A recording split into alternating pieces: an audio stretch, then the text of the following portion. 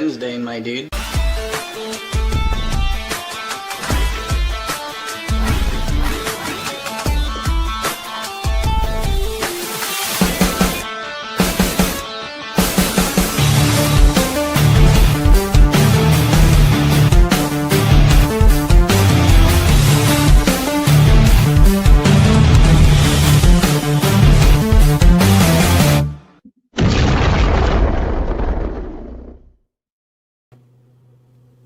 Hello, everybody. Welcome to the Punch Up Pod with Lila and Pat. Happy Wednesday. I'm back. How are you? You're back, baby. Back, baby. They can't cancel you. What? You put me in a Yeah. timeout, and now I'm back. No, you guys did a great job on, what was that, Sunday? It feels like forever ago. I got to watch from the plane, which was awesome. Zainab killed it. I'm surprised I was let back into the studio. And you, as always, were great. So if anyone's getting replaced, it's me. You and Zaina could run this thing and have a girls' night. That might be the next move. Maybe we'll do that sometime when you're out of town. Right. And actually, I saw Ron Placone last night. Nice. Yeah, and I was telling him that Zainab had filled in for me when I was out of town, and maybe the next time, if you are out of town, we'll get Ron in here or something. But anyway, you guys are great. Thank you. But I am really Thank you, happy. Zaina. Yeah. Very, very happy. Great. Sorry, I'm on the lookout. My cat has the zoomies and it's dangerous right now. Oh, geez. Yeah, that would be fun. That would be fun. We got it. We need to do some fun, different shows. And thank you. I needed to hear that today because I've been just scrambling. So thank you. I appreciate it. What is Strike peeing all over the place or what's happening? No, she just got the zoomies running around. She, most cats with the zoomies just kind of run around and bang into things and whatnot.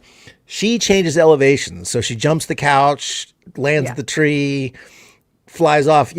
When she goes to the couch, she'll be on the ground and run and skip off both my legs back to the ground. It's a big... You're part of her what's it called? Parkour. It's truly parkour. Yeah. It's a parkour spasm for 5 minutes usually. I am so grateful to people just being so nice to me. I know it probably won't last very long, but thanks. Yeah, the runs, I'm right. And this is so sweet. Kimiko, thank you. You guys are so sweet. Thank you. Totally appreciate it. Okay. We have a lot to get to. We do. To get to. We do. Lila loves pulling slides and graphics. So thank God there's only a 100 limit on It's true. And since she's gone for a week, she's just been itching to get to some of this stuff. Oh my God, I know we didn't get to talk about. Well, yeah, we'll get into it. But should we start with our cheers? Yes, absolutely. Yeah. Okay, this is something we all have been talking about sort of trying to start building parallel economies, and they are doing it at this place in Richmond, Virginia. So cheers to and they're doing it in mass. They're literally actual leftists doing the thing. When you care about your community, you don't want them to get airborne AIDS. Correct. So I'm here at the Meadowbridge Community Market. They are giving food to people, they're giving sanitary supplies, health supplies, and one of the reasons I'm here is that they are trying to buy this building so that we can maintain this as a resource for folks. So please join me in donating to help them get this building. So Meadowbridge Community Market is a free grocery store. In addition to kind of run-of-the-mill groceries, we also have COVID tests, pregnancy tests, and Plan B, menstrual products. So things that you can't get a lot of the times from food pantries or food resources. We're trying to address not only food insecurity here, but also kind of the conditions that create food insecurity. Some people might see the free grocery store as pretty much a food bank, but a lot of food banks have reporting guidelines that cut out people that need supplies that are not worthy of it in that charity mindset. So we are about solidarity, not charity. We want to buy the building and permanently commit to this neighborhood where we're not reliant on the city government or the state or the federal government to worry about people and actually get people what they need. We not only see folks coming out more and more actually recently on Saturdays, it's increased significantly the amount of families that we're seeing, but a lot of other like groups and organizations like utilize the store for events and meetings, and you know, it's just like a place where like people can like really gather. Being able to know that there are other people who share in my reality was like really important, and doing this work is really important. It's so wonderful that we have like a space now, and like a community space. And even after we buy the building, we get a lot of supplies and like funding from like the government in one way or the other. And so like thinking like toward the future where like that's not really something that will exist, maybe. We'd like to be here long term, and there will be a million things for us to do forever and ever, till all of us are free, I guess. Here, here, help them out if you can. Let's get more of that. Yeah, that is amazing. That is our future, and real resistance. Yes, Richmond, Virginia. So cheers to them. Yeah. It's amazing. And yeah. I mean, I love it on so many levels. Obviously, the masking is like the cherry on top for me. But I just want to say, like, you know, governments can do this stuff. They just don't, and they're not. We can't wait for them to. But like, I live in Sacramento, which is a huge city, and attached right next door where my parents live, literally 5 minutes away from me. They live in West Sacramento, which is actually not part of Sacramento. It's part of Yolo County. Okay. And they have, like I've shown before, they have these vending machines with a lot of the stuff that they're offering at this site. So you can get all your free COVID tests, you can get your feminine products, you can get some other testing, you can get masks. Yep. I mean, and it's just a service, you know? It's not like, and it's not even very taxing on a government to pay for that stuff. It's just certainly the will cheaper and demand. than letting people go sick and hungry and homeless. And then what do? You jail them, you criminalize them, you have massive drug issues. I mean, like, yes, of course, prevention is always the key, like, to despair. Right. But we need to set up, we need one of those, several of those in every city, basically. Yeah. That's what we need. And we can't wait. The government's not going to do it. They're relying right now probably largely on government grants and fundings for smaller programs. But that is going to go away. It's just inevitable. We can't count on that. So we all need to get back into supporting these organizations more. Yes, absolutely. Absolutely. And cheers to them. Yeah, that is our future, because clearly our government hates us and doesn't even have like the smallest inkling of wanting to do anything for us. It is jaw-dropping. It truly is. It truly is crazy. What are they going to do when everybody is kicked off their health insurance or priced out of it? Like right now, I think I read that somebody making $85,000 a year pre-tax. So what is that, 60? Which Probably, is like barely, I mean, I nobody can really live on that in pretty much every city. I don't know what's happening. I see a few different people. Your names look different. I think that's a YouTube setting that I don't think it has to do with us, but I see a couple of people commenting on that in the chat. I will look into it tonight. We'll look into it to see if we can fix it on our end, but I think that it might be a YouTube thing. It seems like it's something with the naming and comments is different, and that you have to go into your own YouTube account to change it, right? To change your own setting. I think so, but I will look into it. I'm sorry. We're just seeing this right now.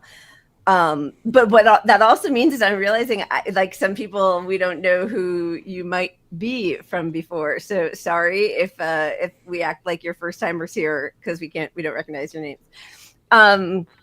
Okay, let's bring up a little bit of joy before we get to the Nazi problem, the not so secret Nazi problem we have in this country. This is America. This is America.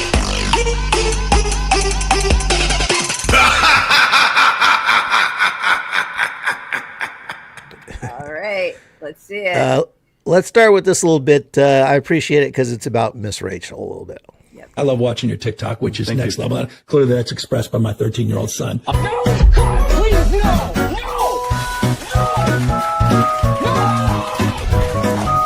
If you guys don't know who Ms. Rachel is, she's a children's phonetic presenter on YouTube. And she got into some trouble in July because she said, "I don't think we should kill children." That's what she said. and the U.S. media was like, what the fuck is that supposed to mean? What the fuck are you trying to say? So they put her on the news. And I swear to God, you can go back and you watch the interview. The journalist interviewing her says this to her. They say, "Are you in Hamas?" They asked Miss Rachel, who wears overalls and a pink shirt with matching headband every day of her life. They said, "Are you in Hamas?" And I really like to think about that. I like to think about Miss Rachel getting into Hamas. I like to track that. I like to do the forensics on that. She's probably worth $500 million. Lives in New York. Has only worked in speech therapy for children, and then now she's a YouTube presenter. Brand deals across the globe. How did they DM her? Is that what they did? They DM'd her? She went to hidden messages. She opened that up. She says, "Oh shit, it's Hamas." They said, "We're big fans. We really love what you do. Have you thought about Islamic resistance at all?" And she said, "You know what? I have always been interested in Sharia law. I have."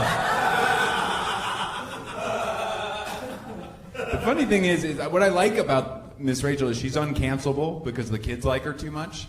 And if you have kids, you know that if there's something that will occupy your children, poor use of words in this joke, but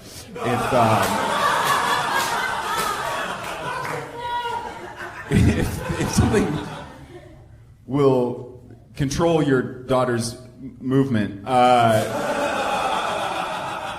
for like 3 minutes, it's invaluable. So I mean, honestly, I could turn on Miss Rachel and she could have that green headband on and she could be yelling in Arabic.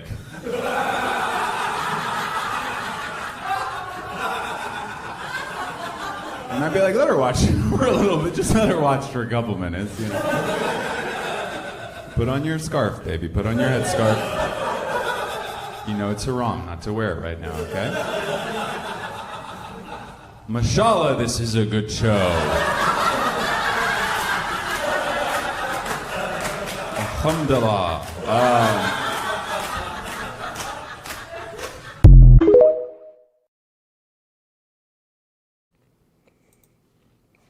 That is awesome. We haven't heard much from the Canary Mission people or Beitar on Miss Rachel lately. She just shut them up by saying, you know, the other thing, I know we showed this forever ago, but where she put out a statement on Instagram, like, thanks to everybody who wants to be a guest, like basically to famous people who wants to be a guest on my show.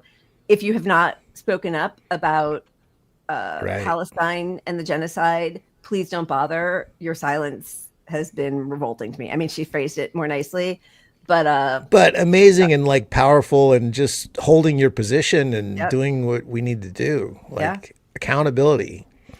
Yeah. Yep. We're not probably really going to get too much on Israel today. We will cover more stuff tomorrow, along with the debate, the last New York City mayoral debate that's happening this evening. We will cover that also tomorrow, but we'll have still plenty of stuff to get to. All right. Should we start? Yeah, let's jump right in. Let's oh yes, thank you for reminding us. Please do make sure to like and subscribe and smash that notification bell. All right, I'm going to take that off now. All right, so Mr. Graham Platner has been getting himself into some hot water recently. Last week, there were some Reddit posts of his that were divulged. One of the interesting things was that he had deleted his Reddit account, and the screenshots that were shared, and they were shared on the screenshot. It said like shared 18 hours ago. So somebody had taken screenshots of those when they were first written back in the 20 teens, which I just thought was interesting. Or Because otherwise, how do you do that? Right? Like it. Unless they went into the Wayback Machine, but I didn't see them, so I'm not sure. Anyway, some of them were great. Some of them were not so great. Some of them were really angry at the time. Well, let's just start with that apology for his Reddit stuff. So this was last week. As you've probably seen, there's a story that's broken about comments I made on Reddit in an earlier part of my life. As I read through them, I read things that I absolutely do not agree with. I read through and I see things that, words and statements that I abhor. I also see the trajectory of my life. When I got back from Afghanistan in 2011, I stayed in the Army for another year. I got out in 2012. Some of the worst comments I made, the things that I think are least defensible, that I wouldn't even try to defend, come from that time. I had spent the bulk of my 20s in the infantry, deploying overseas, fighting in Iraq and Afghanistan. The infantry was a very male-dominated place. It's a very masculine world. When I was in, women weren't allowed in the infantry. It's changed now, and that's a good thing. But when I got out, I still had the crude humor, the dark feelings, the offensive language that really was a hallmark of the infantry when I was in it. Okay. So some of these things are, he uses the R word. Some of these things are stuff that probably a lot of us would possibly, even agree with. He talks about misogyny in the military. He talks about, we might have different ideas about this, but he responds to a commenter who argues that white Americans weren't as racist or ignorant as President Donald Trump believed. And Platner wrote, living in white rural America, I'm afraid to tell you they actually are. He was, then there was also stuff where he was like Antifa and talking about how he became a communist. Like it kind of, there wasn't a huge through line, except it felt a little bit like he was spiraling and trying to discover who he was. What's your feeling about all of that right now? I mean, that's what it seems like to me at this point, right? Right. And look, this isn't him when he was a kid, but it's also not that long ago. So that's kind of the rough part, is like, right, we're only talking 7 or 8 years ago, right? For most of this. Yeah, I think so. He's what, 44, I think? Yeah, but I mean, other than, and even the R word, the push to drop the R word is like 5 years old. I mean, yes, sure, some people have fought forever against it, but it didn't become a mainstream, like, you can't say that thing until, 4 or 5 years ago, really. Yeah. And here's the thing that's just very interesting to me is at the beginning, I guess over the weekend when I was gone, a mayor from in Maine, in a small area in Maine, put out a statement. She's endorsed him. And she said now that Schumer is getting involved, because Schumer obviously endorsed Janet Mills. We showed that really snazzy video of the 79-year-old corporate Democrat who he's chosen to try to run the governor. That now it was going to get ugly, that all the smear campaign stuff was going to come out. And so this is just, here it all is, right? But yeah, as you said, like some of the stuff was things that people would say to try to be funny. Some of this I do feel is like, you cannot, like, okay, I question why he kept signing up for the military, why he got a job with Blackwater. That's like, that is really bad, the mercenary stuff. Honestly, those are the bigger revelations in all this to me. I mean, we'll get into the tattoo stuff too. Yeah. And please don't take this as me defending this guy. I don't know his character at all. Yeah. But I don't think anything from the Reddit is necessarily disqualifying. I agree. And I mean, a lot of that stuff felt very like, it was like the time of blogs also, like people are chatting, they're in communication. There's another thing where he asked, why don't Black people tip, which is not great. And his response to being questioned about that now also felt sort of not great, but it also felt like somebody who's not afraid to ask questions. Like it didn't sound like he was doing that as like a dunk, whatever you might think about it, but it felt more like his answer to that when he was questioned about it on Pod Save America was, I was asking for real because I was a bartender and that was my experience. We were in a group chat. I asked, somebody explained to me what, and then he just kind of moved on, which I appreciate on some level. I really do. I also think if we're looking for a perfect candidate, that's going to be impossible. But also, he does seem to have a lot of like manic stuff, but maybe that's what happens when you fight in horrific, meaningless wars for a country that doesn't give two shits about the people we send off to war or the people we kill in those wars. Right. And look, if you want a progressive, they're going to have to, especially when you come from a red state and you come from his background. If you want someone that's progressive that can win in these purple states, you want his evolution to be the lesson to the red people, to the Republicans, So it's none of this is necessarily bad, and particularly not if you look at it as not outreach, but it's appealing to the story that these people may be going through themselves, questioning stuff like this on some level. So it's humanizing to me for the most part. I mean, the Nazi stuff, I want to know more about his history on that than we know at this point, to be honest.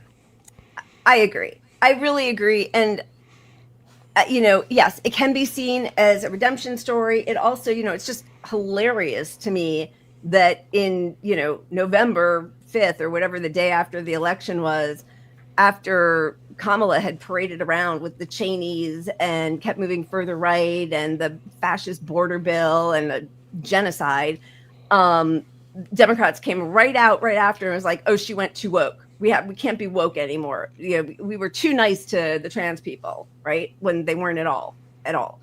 So now you've got this guy who is kind of popular, clearly he's not woke. And they don't like him for that either. So, that part of it, I think, is a separate story, which is the Democratic establishment just wants to tear him down, right? They don't care that Andrew Cuomo has all these sexual assault cases against him. They don't care that Bill Clinton was raping little girls on Epstein's Island. They don't care about any of that. But now this guy using the R word, that's a bridge too far. Yeah. And I was watching CNN just today, and they were covering the Republican who I think we have the story a little bit later. Who dropped out, he was appointed and couldn't get confirmed and then just dropped out. I think he dropped out yesterday or today. Yesterday. Yeah. But the Republicans were using Graham Platner's case as a case of like, hey, here, this totally is equal racism. And then the reporters, I was Jake Tapper, he was saying, yes, we covered that too. Like, so he gives credence to like this both sides equal kind of situation, which it's not at all. I agree. I don't think it's the same. However, okay, so that was the first apology tour. Right. Keep going. Now, this came out, which is that he has, wait, let me get you back over here. Maine State Press recently surfaced video shows Maine Senate candidate Graham Platner with what appears to be a chest tattoo resembling the SS Totenkopf, a symbol used by Nazi Germany during World War II.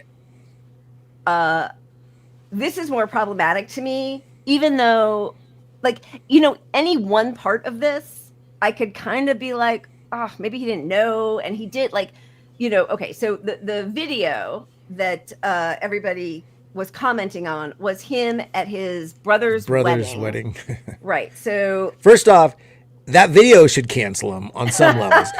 What are you doing in your underwear at your brother's wedding?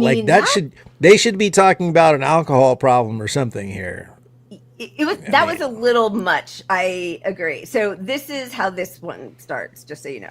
Additional campaign move. Your team actually shared some opposition research on you with me. It's a video from, I believe, a decade ago. Let's just watch an excerpt and then we should talk about it.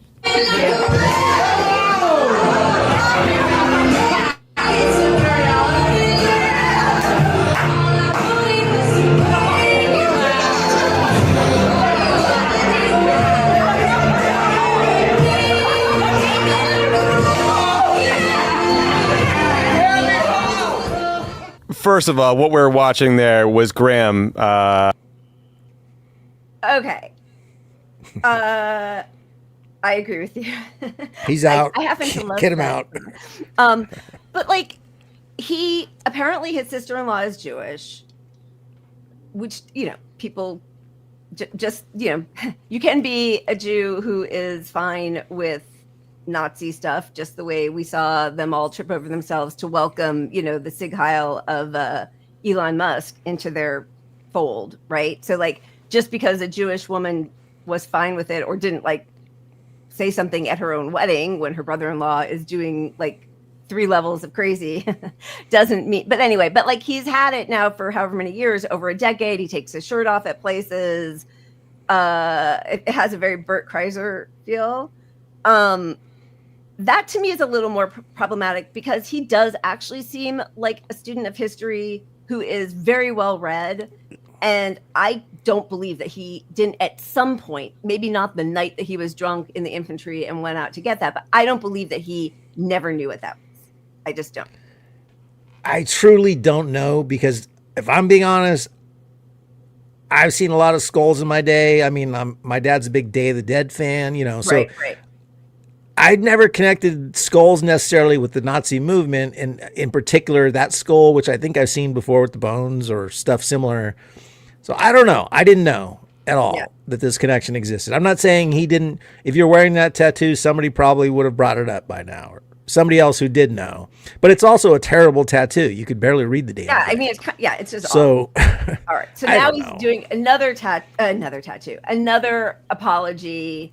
He apologizes, doesn't make any excuses, says he's sorry. I'm not sure what else he's supposed to do at this point. He also covered it up. He has a new tattoo over it. And his cover up is another reason to cancel him. Can you get a good cover up? What is your what a terrible cover up? I mean, it's not racist, so that's the good where part. Is it? But I'm like, looking for it. You had it up here. It's like some frog or something, or I mean, part of the problem, it's all black, and so all he could really do was do more black over it. But here it is. Okay, Graham Platner shows off cover-up tattoo of Nazi symbol. Yeah, you can't see any of it. I don't know. It's a lot of nipples, and we did that with Zoran. Now we're doing it here. It all just feels a lot like get it together, buddy. Get it together, right? Yeah. The problem that I see is, okay, let's say he said he just recently learned, and I noticed he put recently, so recently could be like 2 years ago. Right? He didn't put a date on when he found out it was, so that's a little problematic to me, not having a pinpoint on when. But by saying recently learned, his whole story falls apart if there's an email 10 years ago by somebody saying, hey, your tattoo's racist, and there's a discussion. Or a friend comes out and says, hey, we talked about it 7 years ago. I think that's going to happen.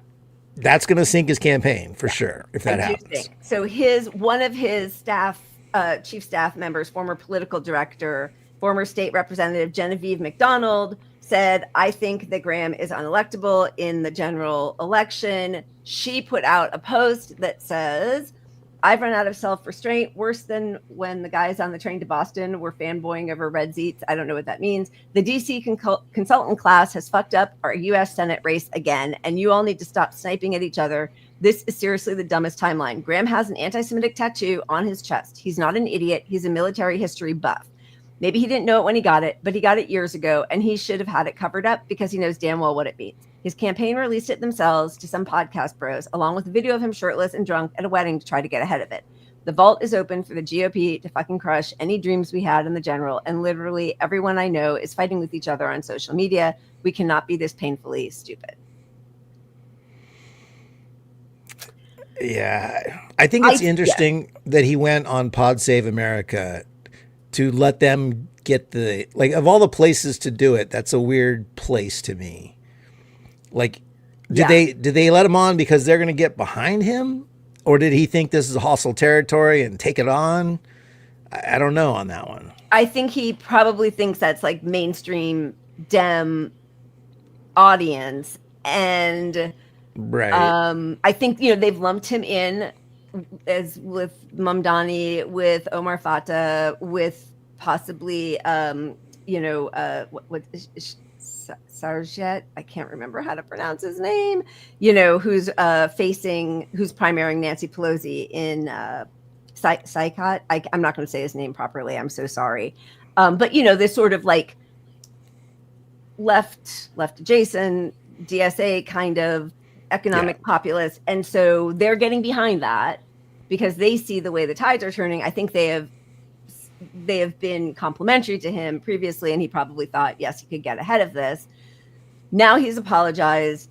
I am not sure how I feel about any one part of it. I really don't care about the tattoo so much. I don't think he's a secret Nazi, but I also think it's going to be a problem. I think it was stupid. I think he probably should have gotten it covered way earlier. There are reports that now, and who knows, they could be lies, that he was joking with a friend, like, do you want to see my Totenkopf tattoo years ago? But yeah, it feels like clearly establishment Dems and the ruling class do not want somebody talking the way he does about exactly what we always talk about, which is we should be able to have nice things. And obviously it's the party going after him. And all that stuff isn't going to hurt him really with independents. I don't think it's not going to hurt him with Republicans that are going to lean towards his message either. So it's just, it's an affront to the libs, and they're like, just that you have tattoos is an affront to the libs in a way. Like, you know, that's a little sunflower. But I don't know. I don't. This is why they hate him. Yeah, go ahead. Go ahead. It's the same thing. I like, how invested am I in people trying to reform the party, which is he's a party reformer guy. I mean, yeah, he's like Mamdani and trying to get things done his way and not compromising his position. But at the end of the day, I don't know that Platner has the, like, in his position, he's going to have to work with Dems. Unlike as mayor, you're going to have a little more power. It's a different situation. Right. I don't really care on some level what happens with Platner. I'll be honest. Yeah, I don't really care either. Although it would be nice to have more people in the Senate who call out a genocide for sure, and who are unflinching on that. I also do think that there is something to be said that people can change and redeem themselves and apologize. It just does feel like he's got a lot of skeletons in his closet and on his chest, but also, like, who's the candidate who doesn't? I don't think we're going to find that person. I don't know, but yeah, I mean, it all becomes a lot more difficult, and we have time. Like, they could try to find somebody else. It's just that the way he speaks about populist issues, about economic issues, about what we should be able to have in this country really resonate, and it is hard to find those people. You know, we named 4, right? So it's hard.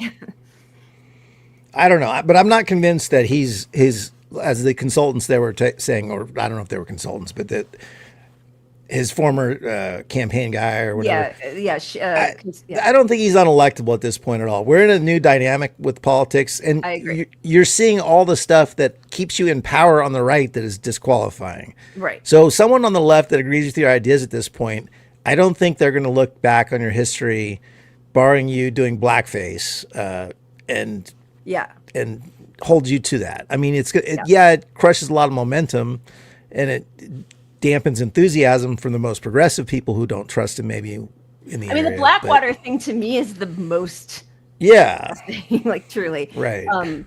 But yeah, so this was the speech that he gave like a week and a half ago, and then Janet Mills gets in, then all the oppo comes out. So this is why they want to tear him down. Right now, in American history, it feels like we have no choice. We are hanging on by a thread. And we either organize and build power and fight, or we lose. And we can't lose. It is not an option. And once we have fought back fascism, once we have protected our democracy, once we have protected our rights and our freedoms, it needs to be a different kind of freedom. Not just a romantic freedom, not a freedom of talking about rights we must defend, but a material freedom. The freedom to have time and energy to live a life of dignity and joy.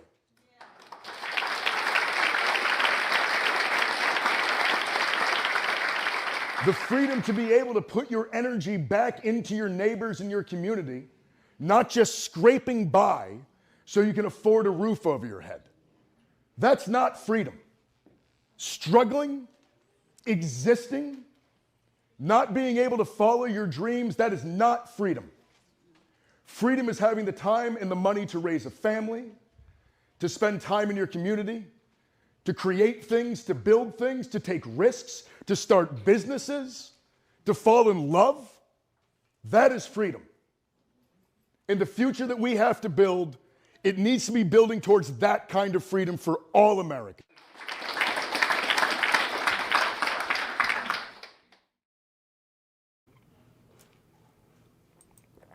I mean, it just sucks that there's so few people who talk like that, and people make mistakes, and nobody's perfect, especially people who, you know, were sent off to wars and saw horrific things done in the name of our country. But as many people are saying, you know, the bar is very low, unfortunately, in this country at this point. We are all wildly desperate for change. Like, it has to happen. And I think I don't know. It's such a tricky one, because on one hand, we want to say you have to stick to your guns. We need to be uncompromising. We don't want to be lesserly eviling our way as progressives and whatnot. But it does help to get power within the system, even if it's not the solution. It helps us on the outside to have more examples. And we just need a few examples. And then at least, look, if the messaging works, whether they follow through, at least the country stays on message that we need this stuff. Just like with Bernie, you know, in Bernie in 2020, everyone on stage had to pretend to be progressive. And we've taken a step back from that. And now the Democratic Party is pretending to be equally Republican. So, you know, at least we're bringing it, I don't know. It's really unfortunate. And to see the way everybody is responding is sort of instructive. And I wish she had a career history of votes, of speeches, of taking a stand on certain things. And because he's sort of is an empty vessel, we can only go off of his speeches, which, you know, as some people have remarked, we saw some of those speeches with Fetterman at the very beginning, right? Like, I don't think he feels like Fetterman, but who the hell knows? We've all been so burned. And also what's wildly unfair is that if somebody who's a leftist does one wrong thing, the whole left gets tarred with the smears and, the failures, right? Like, left could never win, socialists could never win.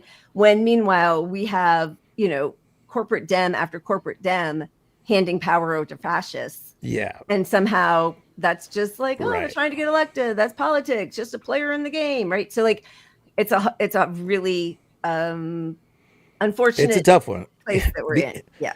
Yeah, because look, if Platner loses, they're going to say it's because of his policies. They're going to they're going to pretend they never covered all the Nazi stuff. They're going to say, look, it was just progressive policies that sank him. Exactly. But meanwhile, they're never talking about his policies on CNN. All I hear on CNN is this Nazi tattoo, you know.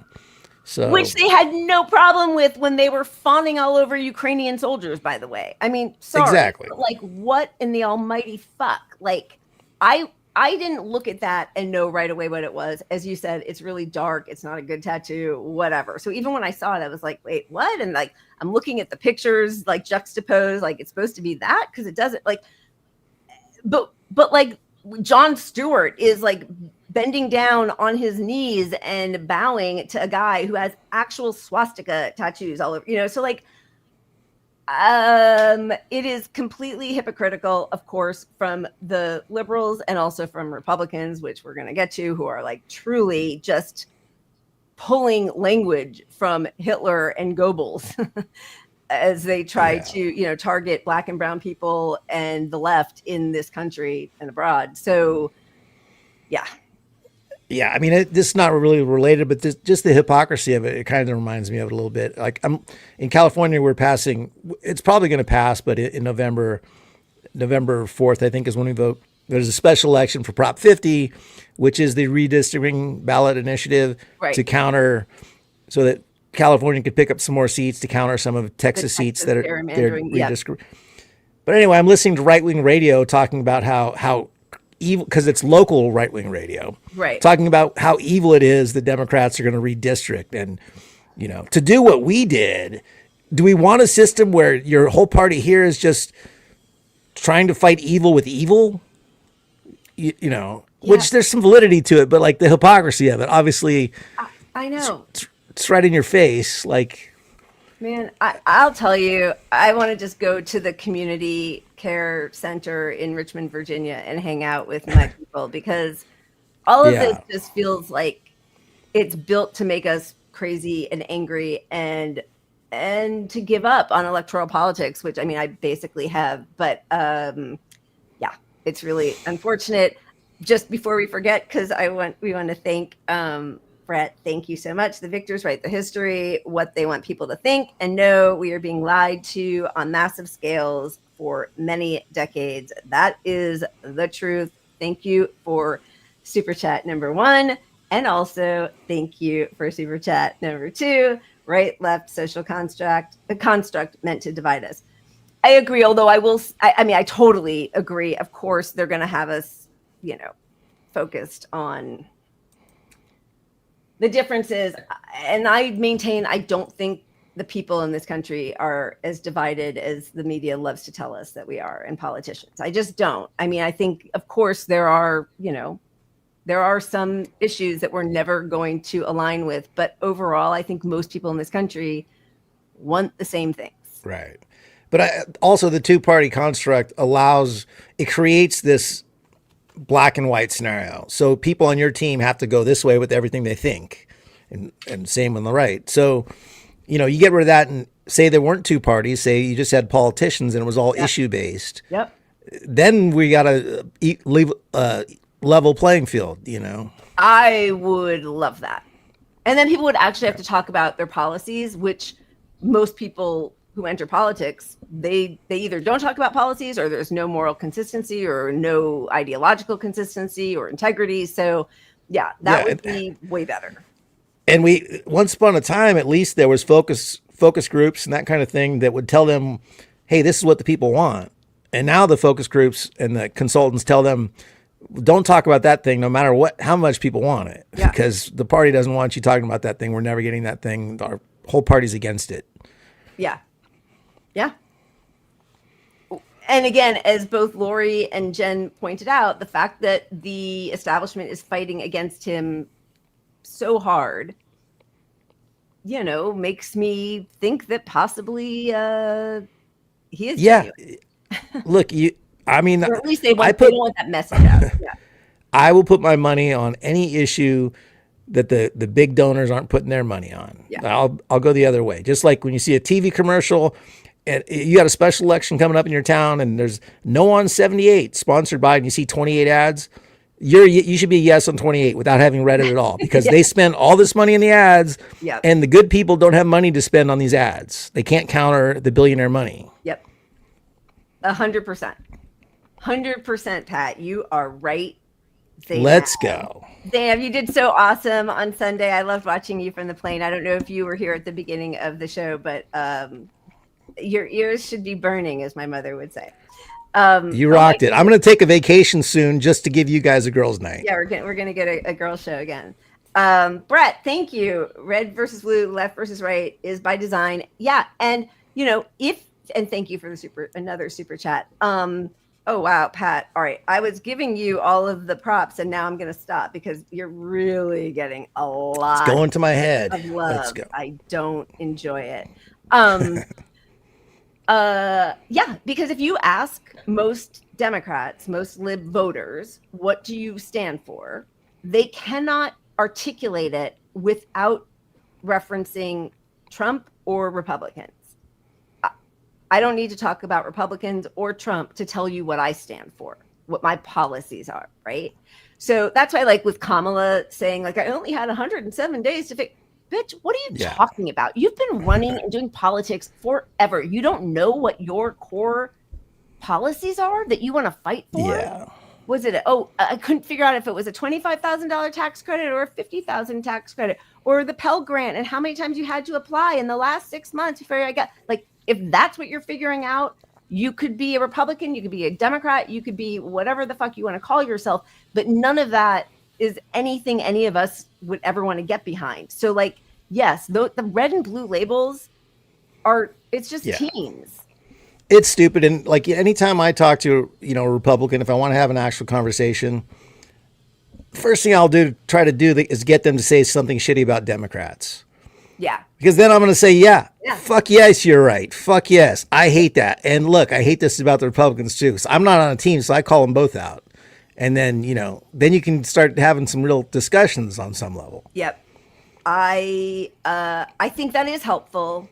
And I also feel like, oh, wow, Pat, they're coming in for me now. They are coming in for me. They should. Okay. Yeah. And in the end, as Brett said, and as Kitty said, and as we all, like, it is us versus them. That is, in the end, what it is. And so that's why they hate Graham Platner. It's why they hate Zohran Mamdani. It's why they're going to try to, they already have tried to destroy Omar Fatah. They're going to do that to everybody who has any sort of class solidarity with the working class. Just because, this is who the Democratic ruling elite really can get behind. This lady. That is a decent resume, but go ahead. Well, some people have actually said I was the most qualified candidate ever to run for president. I like the some people say. Very nice, but go ahead. I'm just speaking fact. Yeah. Who is interviewing her? Is that Kara Swisher? She's a lib person. I can't imagine that Kamala would ever go into that kind of a setting with someone she didn't think was going to be favorable to her. But that was some pushback. Some people say that was like, that sounds kind of like Trump. Right? Yeah.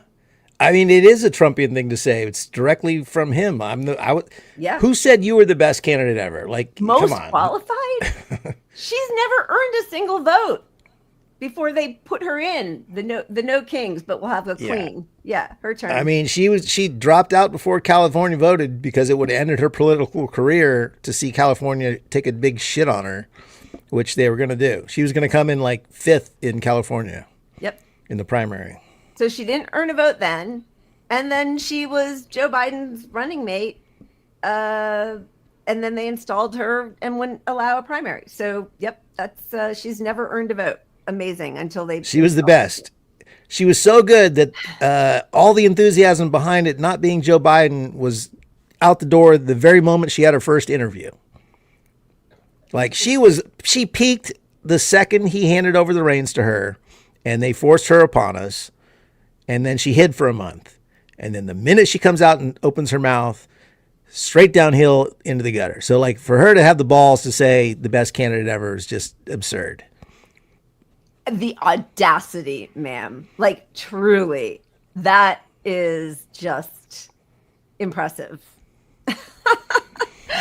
All right, let's do a little bit more Democrat stuff before we switch over. Where do you want to go with this? We might as well stick with Kamala. Just follow it up real quick. Some more Kamala, because I can never get enough. You are soon enough. Kamala Harris, you are a right-wing war criminal. You are a right-wing. You funded genocide for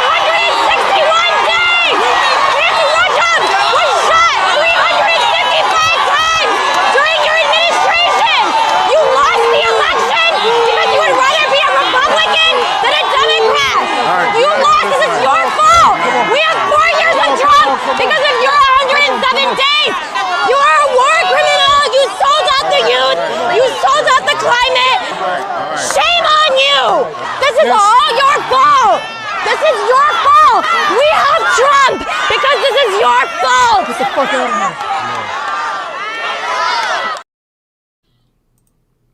That was pretty good. They love her.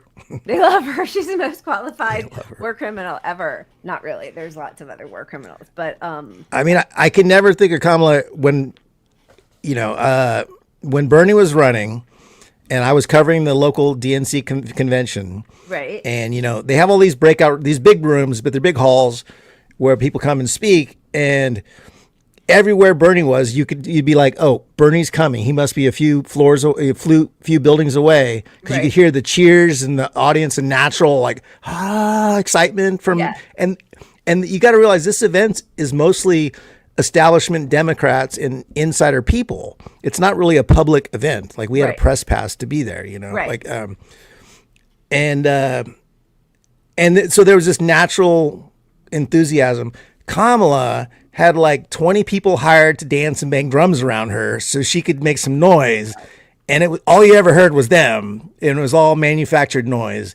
No true love. They had handmade signs. Meanwhile, you got Bernie people like they're on the streets in homemade outfits and homemade signs. Yep. Artists community coming together. And the support was just so fabricated from her back then. Like, I mean, jackets, remember that? In her own state, she had to pay 20 people to bang drums around her to make noise.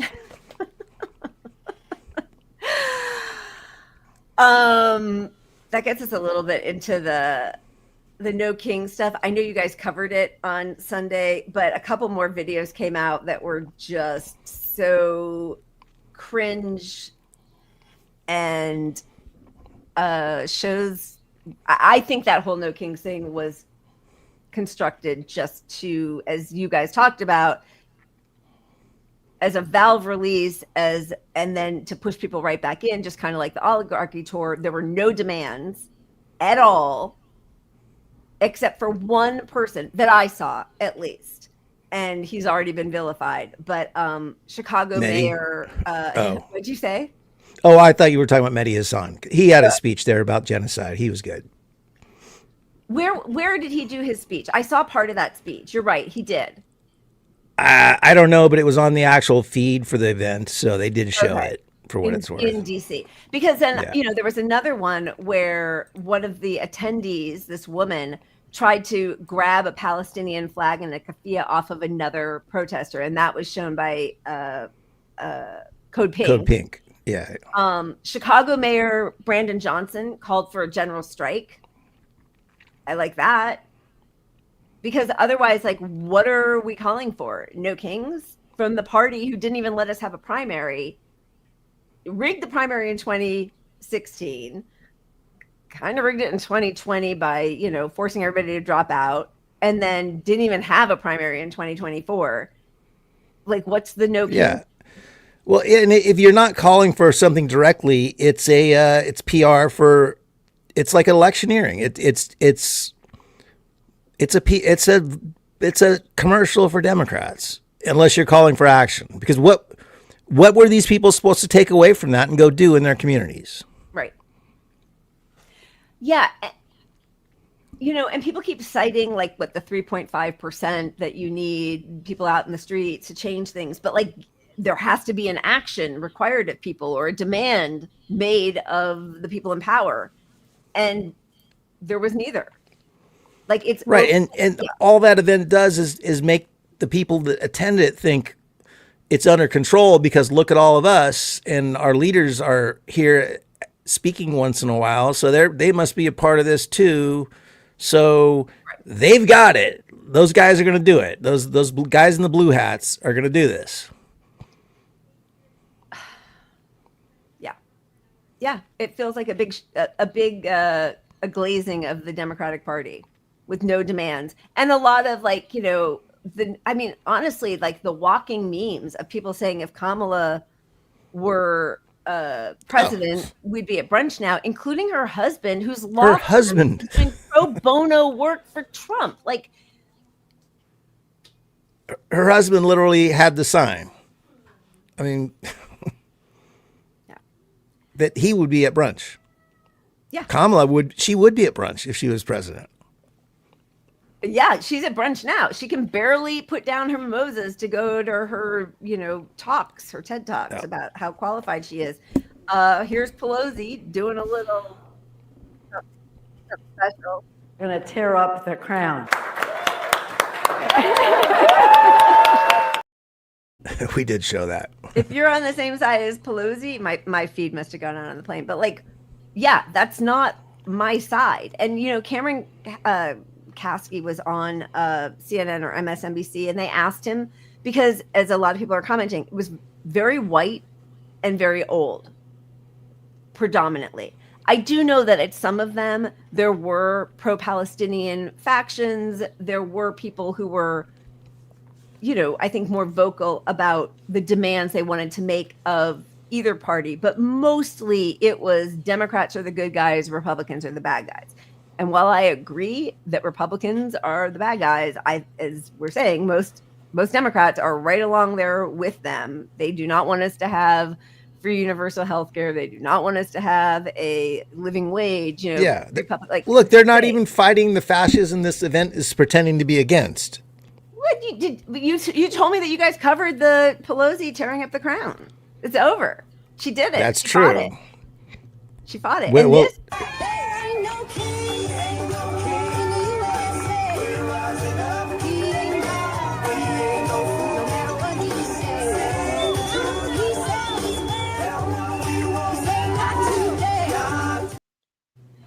I don't want to be a total. Sorry. I don't want to cut the video off early. I know. I'm sorry. Beer. I mean, you got to get your beer. There should be joy at some of these, at protests. You can be angry and also angry at the people in power, and also have joy in the community of people who are resisting together or fighting for something better together. But it felt very Kamala Pete Buttigieg to me. Yeah, it was. Yeah. Anyway. But I did want to show the Cameron Kasky why the younger generation didn't show up. If you wanted to go get your beer, sorry about that. No, I already got it. We're good. Now I have to listen to this video for the third time. Wait, did you already show this? No, we didn't show it. I've seen it though. Okay. Oh, well, I've seen all of this too, Pat. Several times, is what I'm saying. Go ahead. But look, I was there today, and I made a bunch of observations. First of all, not a lot of very young people. I think that my generation saw the definitive movements of our lifetime, Black Lives Matter, Me Too, the March for Our Lives, and said, okay, well, we're still watching black boys get murdered by cops. Somebody's getting put up for mayor in New York City who has a dozen credible sexual harassment allegations. We're still seeing schools get shot up. What are these protests going to do for us? The boomers who came out, and there were so very many of them, they saw the Vietnam protests, the civil rights protests, and there was something tangible that came out of that. But the protests that we've seen, there's been so much great awareness that's been spread. There have been victories on a smaller level, but they haven't felt like these protests have directly led to what we are going for. Yeah, Vietnam, they were calling for the end of the Vietnam War. Right? Yeah. I mean, what is this thing calling for? The end of Trump's regime. Well, how do you end Trump's regime? You vote Democrat in the midterms. And I've been getting all the emails that say, you protested, now vote. It's okay, for what? For whom? What is the project? If it's just not Trump, then is JD Vance okay? I mean, how about Democrats say, okay, you protested. A lot of this is about ICE and the impending fascism that we're all experiencing now currently. Here is a roadmap for how to deal with ICE you should spread to your community. Yeah. Here are the resistance steps that we support, and we will do our best to provide some safeguards through legislative action to protect you. And hey, if you want to make it about voting, well, make us get Congress back, and then we can pass a bill or something that protects. And if you're locked up unfairly over these protests, we're going to protect your rights as protesters. We promise to go back and defund, pardon people who were, I mean, there's things you can do. You can put out there and call to action to stop things now in our communities that weren't a part of this at all. These were sign ideas that were put forward democracy dies in silence. Dictators fall when people rise. Your voice is your vote. Censorship is un-American. Healthcare is a right, but not Medicare for all. It's like access to, because then later it says hands off Medicare. Knowledge builds freedom. Knowledge is power. Facts over fear. Voices, not silence. What'd you say? I like the end one. Kings are bad. Queens are fabulous. Like, that's literally fascism. If it was Kamala, it would be okay. Right. I mean, I think that was like a pro LGBTQIA plus, but maybe I'm wrong. Yes, you're right, but yes, like, it's still. I mean, yeah, immigrants are welcome here. Well, they weren't. Do not come, and a disgusting border bill, right? No kings, no tyrants, no oligarchs, and yet they're not going to support. The Bernie oligarchy tour was met with some skepticism by the ruling elite Democrats, and they're not protecting free speech. We've got Gavin Newsom signing a bill that they have to teach about how to prevent anti-Semitism in K through 12 schools. Well, who do you think's putting together that curriculum? Who do you think is going to be punished? Yeah. When were the first kids and professors thrown into jail for protesting a genocide? That was under Democrats, right? So, like, I mean, yeah. And look, the most obvious reason for this, I mean, that the community came is ICE, right? I think that's the biggest driver of people to be out in the streets saying your authoritarian push is everywhere and we don't support this, right? Right. It's like the 15th thing listed and it's part of a drink on there. It's like, hold your something light on the ice. It's not even like that should be front and center about stop ICE, fuck ICE. ICE is immoral, abolish ICE, like that should be up there, not like this little thing, hold the ICE. Like, it's just minimizing. I totally agree. I'm reading everybody's comments because, I totally agree. But now I want to go back and look to that one thing. The graphic? Yeah. Generation groups are marketing terms. I hate using the vocabulary of capitalists to talk about people. I agree. I don't, I said the boomers thing, so sorry, that was me. But I agree for the most part that that's just me like sniping at people who are my age. So, but yeah, I agree. I think, they're like, oh, young people, they don't read, they don't know. Meanwhile, they know more about like the history of the Middle East than most older people I know, honestly. And they are much more militant about fighting fascism than most of the people who I know who are white and privileged and older who just think that Dems are better. And I don't see that. They keep running on, but people are sick of that. Totally. But even to go back to the boomer generation or whatever, the older people that were parts of these Vietnam protests and whatnot, it was not a peaceful era.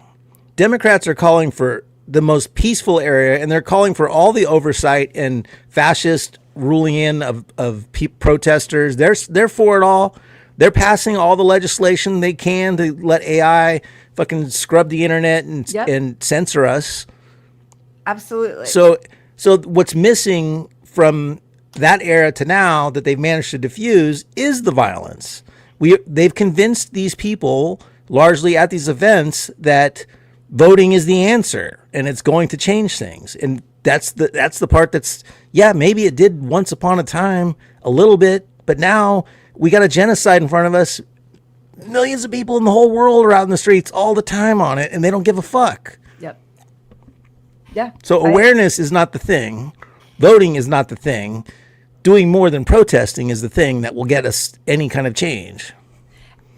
And the thing that really does worry me is there was a lot of like the postmortem on the rallies, parades, whatever on Saturday. Yeah, I'm seeing what you're the I like my democracy, neat, hold the ice. Like totally that's all they got on ice. Yeah, ridiculous. That's all they've got on it. Yeah. They were saying we were peaceful. Like they kept talking about how they were so peaceful. We were so peaceful. okay, I don't give a fuck. Like, what does that mean? You were so peaceful. I mean, like, sure, that's great, but like, it's like they're like, see, the Republicans can't say that we are hateful and we're not Hamas terrorists. We're not the left. Yeah. We're peaceful. Like, okay. And I don't even look, have your peaceful thing, but have it be a part of a bigger thing. Like, okay, we're showing our numbers through this event. Everyone's out there. The next No Kings rally, we're focused on this one issue, and here's an action plan. But we know it's not part of any of that. That's why we know it's just it's an energy release valve, as Zaina called it. You know, What were the demands? What were the demands? And if you don't have demands, and you're not using this list, which is what's the name of the group that's like that started this? I can't remember, but they're both young Zionists. Oh, it's two Zionists. Yeah, I think are married or engaged or whatever. Like Ezra something. Yeah, was one of them. Yeah. Anyway, yeah, if you're not using this list of millions of people, they think 7 million people came together over the weekend. That's huge. That actually could affect change, right? And as you're saying, like, yeah, it's not about voting. It's about who you put in power, who then you target with the outside strategy of making demands, right? So, like, in that sense, I do understand. Yes, of course, voting can be one step in the process. But if these rallies are just used to sign people up to vote Democrat, and you have, like, Nancy Pelosi and the Lincoln Project dudes out there, and George Conway, whatever, Kelly Conway's husband, George Conway. Yeah. Like, if you have, like, that's, what are they actually asking for? They won't endorse Mamdani, right? They're anti-Mamdani. They're anti-Medicare for all. And Vietnam rallies and all the rallies in history, they have not been attached to a political party. They've been anti-establishment because they've been anti the way things are now. Right. And this is not anti-establishment. This is not like change the system. It's just get rid of the other guy. That's all this had brought to the table. Yeah. And you need an anti-establishment thing, and it's not even grassroots is the part that left the young people out. It's organized from the top by people who are directing you to bring certain kind of signs. Don't be too loud on Palestine. You're just crushing the actual local enthusiasm for most people. Yeah, I agree. All right.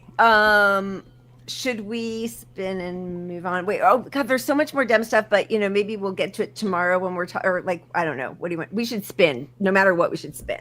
We got an hour. We can lump in some of that stuff after we spin. Okay, good. All right. Whoops. Ooh, wow. You're killing me with this. My OC. This is just. Yeah. That's disgusting. I gotta look away. Tell me when it's fixed. Tell me when it's fixed. Look away. Okay. Golly, right. that was rough. Okay. Yeah, baby.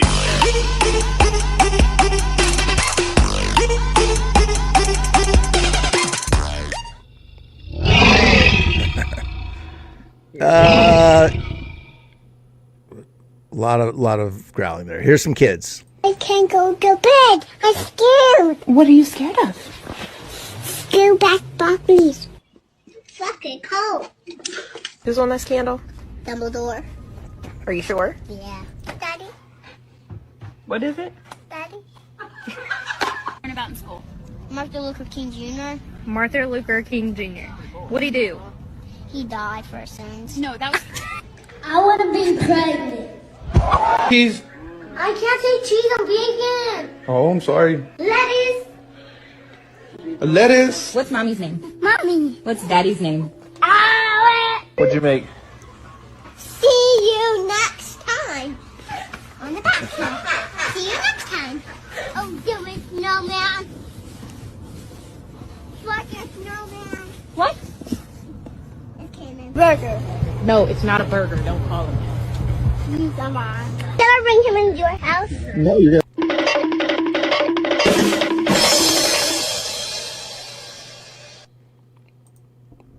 Kids say the darndest things. See you next time. See you next time. Man, Brett, you haven't stopped giving us the super chats. Thank you so much. Right versus left is for sheeple. Real ones rise above. Cheers. Cheers. Hundo P, as the kids say.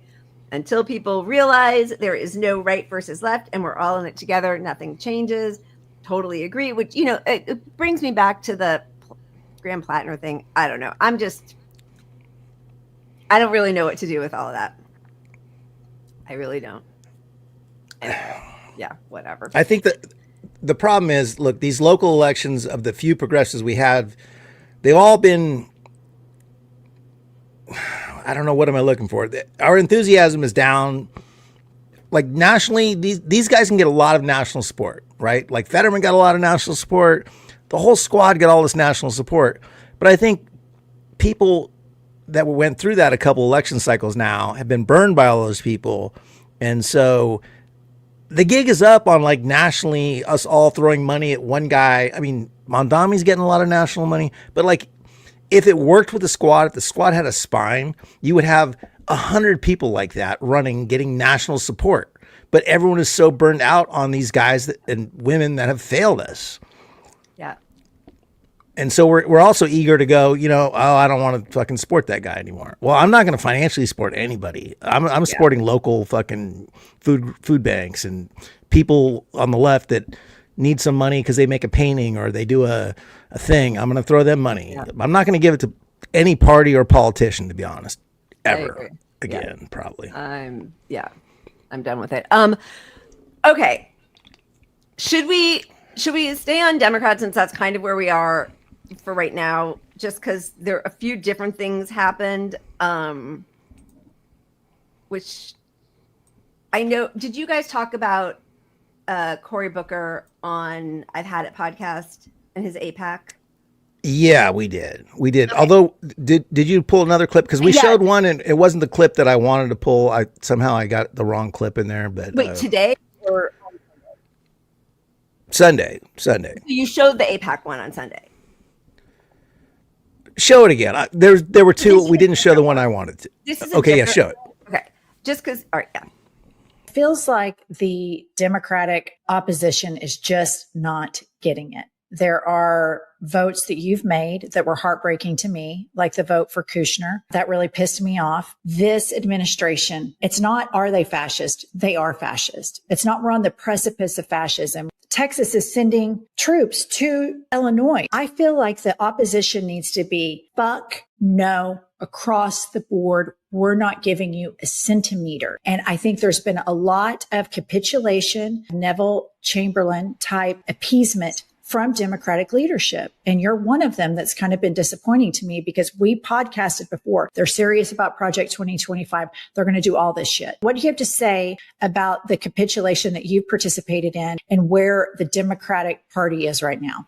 Well, first of all, I would say very pointedly that one of the things I dislike about the Democratic Party is that we do a circular firing squad all the time. Their party, they disagree. There's a wild disagreements in the Republican tent, and yet they don't shoot at each other. And we have a really good way of holding up these purity tests that if I agree with you on 95... That's such bullshit. That is such bullshit.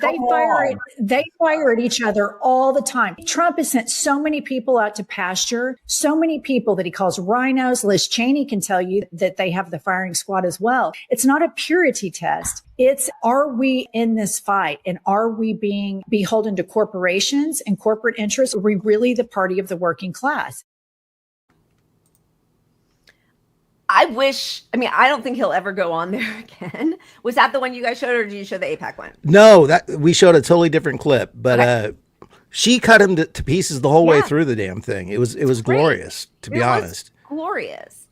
And that circular firing squad, and then Obama's talking to Mark Maron and like lying about how they didn't have enough votes. He had a super majority. If Democrats can't get us healthcare for all, Medicare for all, single payer, whatever, with a super majority, we might. I don't know if we're ever going to have 60 people, Democrats in the Senate again, but like we couldn't do it with 60 people.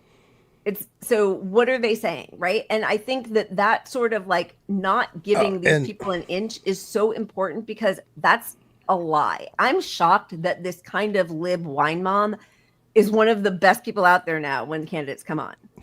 It's true. It's crazy.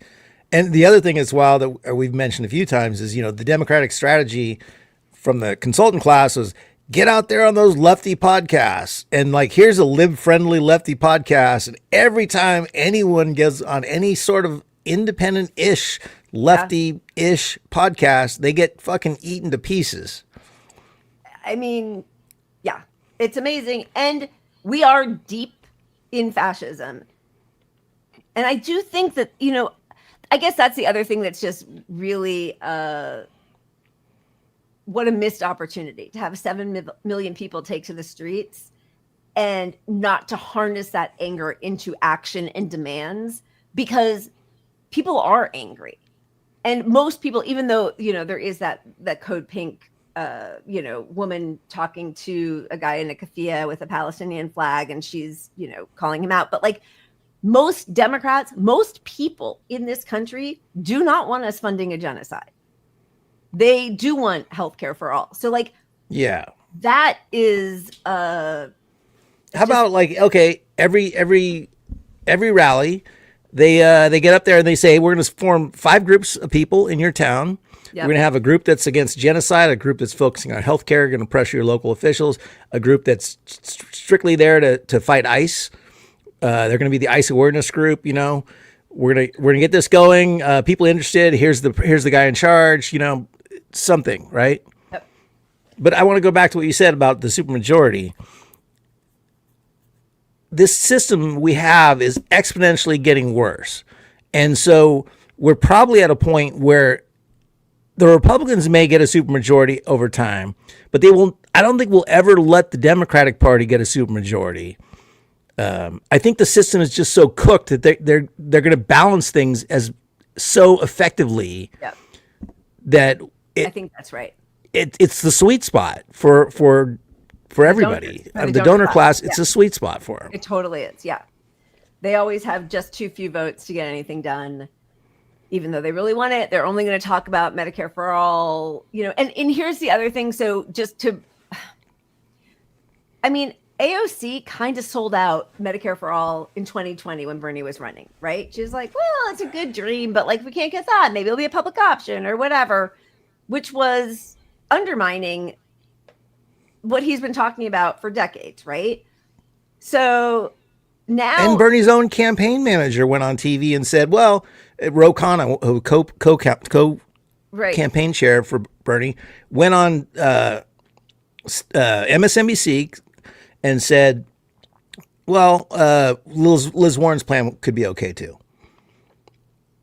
And meanwhile, Bernie's whole audience was Medicare for all or bust. Like, it was literally, that was the phrase. And he was countering that on TV saying, well, all these plans are good. Yeah. She's just another person who I feel like is not up to the task, because I don't think she is committed to the ideology she says she has. I think that right now, Bernie is popular with his no oligarchy tour. She's reading the room. Pelosi's losing some of her power, and the more militant left flank of the Democratic Party wants that sort of energy, right? But she still doesn't totally know where she stands or what's the political proper next step to take, right? So she gets this question. This just felt so like not ready for prime time. She and Bernie, I think they were doing like a town hall, getting questions. They talked about Medicare for all. Bernie just, listen, whatever we think about him, and I know most of us are really upset by a lot. The things he believes in, he truly believes in them. I don't think that he is inauthentic. I think that when I don't agree with him, I don't think he's trying to do something so he can get on a cover vote. I don't always agree with his path. I don't think that he should have endorsed Biden, certainly without making any demands. I don't think that he should have taken as long as he did. I don't even know if he has yet called it a genocide. I don't agree with his stance on Israel and the necessity for a Yeah. state. I believe in what he's saying, that he believes it. You sound a little underwater. I don't know if the mic moved away or something, but just a teeny bit. But no, I think you're right. I think JR calls it how I look at it. Complete fool in terms of tactics. And some of that is trusting his good friend Joe kind of stuff, you know? Jesus. Yeah. Like, obviously, Israel has been the biggest disappointment publicly. His slow move to not funding genocide. Like, right. Offensive weapons or whatever. Right. Yeah. I mean, come on. That's crazy. But I do think he believes everything he says. I think AOC probably does in general, but she's kind of naive, you know? She's Do you think she's playing the game? She got in. That's the thing. She's just playing a game to me. Yeah, I mean, I think she wants the things, but I think she's playing the game. She thinks these are her friends in Congress. I don't think she's a total fake. I just think she doesn't know the pain of the people in the streets. She doesn't have the empathy. She really doesn't have the empathy that Bernie has as he's been a true socialist his whole fucking life. Right. And he's seen it. She kind of latched onto it, understands that that's what people want, and is doing the least to ruffle the party to get that, I think. But strategically, they're both wrong. I mean, if you take AOC at her word, she's still wrong. They're wrong. You're not taking over the party. You've got this, just like these rallies in the streets. Bernie's got his billionaire rallies, and there's still no call to action at those. Straight from Bernie the socialist, he's got this huge movement of people. He's never made a real call. He'll make a call once in a while to come out to protest at these events and support the strike and do that thing. But what's the big thing we could all do that Bernie has told us to do? I mean, I don't know what it is. That, like, the oligarchy tour is the same as the King Parade. Yeah, run for office. Get out there and run for office locally. So this word salad I thought was really interesting when she's asked about if she's going to primary Chuck Schumer. But are you saying that Senator Schumer should not be worried about a primary challenge from you? I mean, All right. no. Let me jump in on this one. This is what we're talking about. That's exactly what we're talking This is what we're You have a talking country about. that is falling apart. We had a housing crisis, a healthcare crisis, an education crisis, massive income and wealth inequality, a corrupt campaign finance system, and the media says, "Oh, you're going to run? What are you going to run for?" Nobody cares. So run what you want. Nobody cares. It's the House Speaker and President Trump and the Vice President saying it. All right. Pardon? Well, of course, they're saying it to deflect attention away from the real issue. Exactly. And here, let me tell you what the real issue is. Let's see if CNN talks about it. We're living in the richest country in the history of the world, right?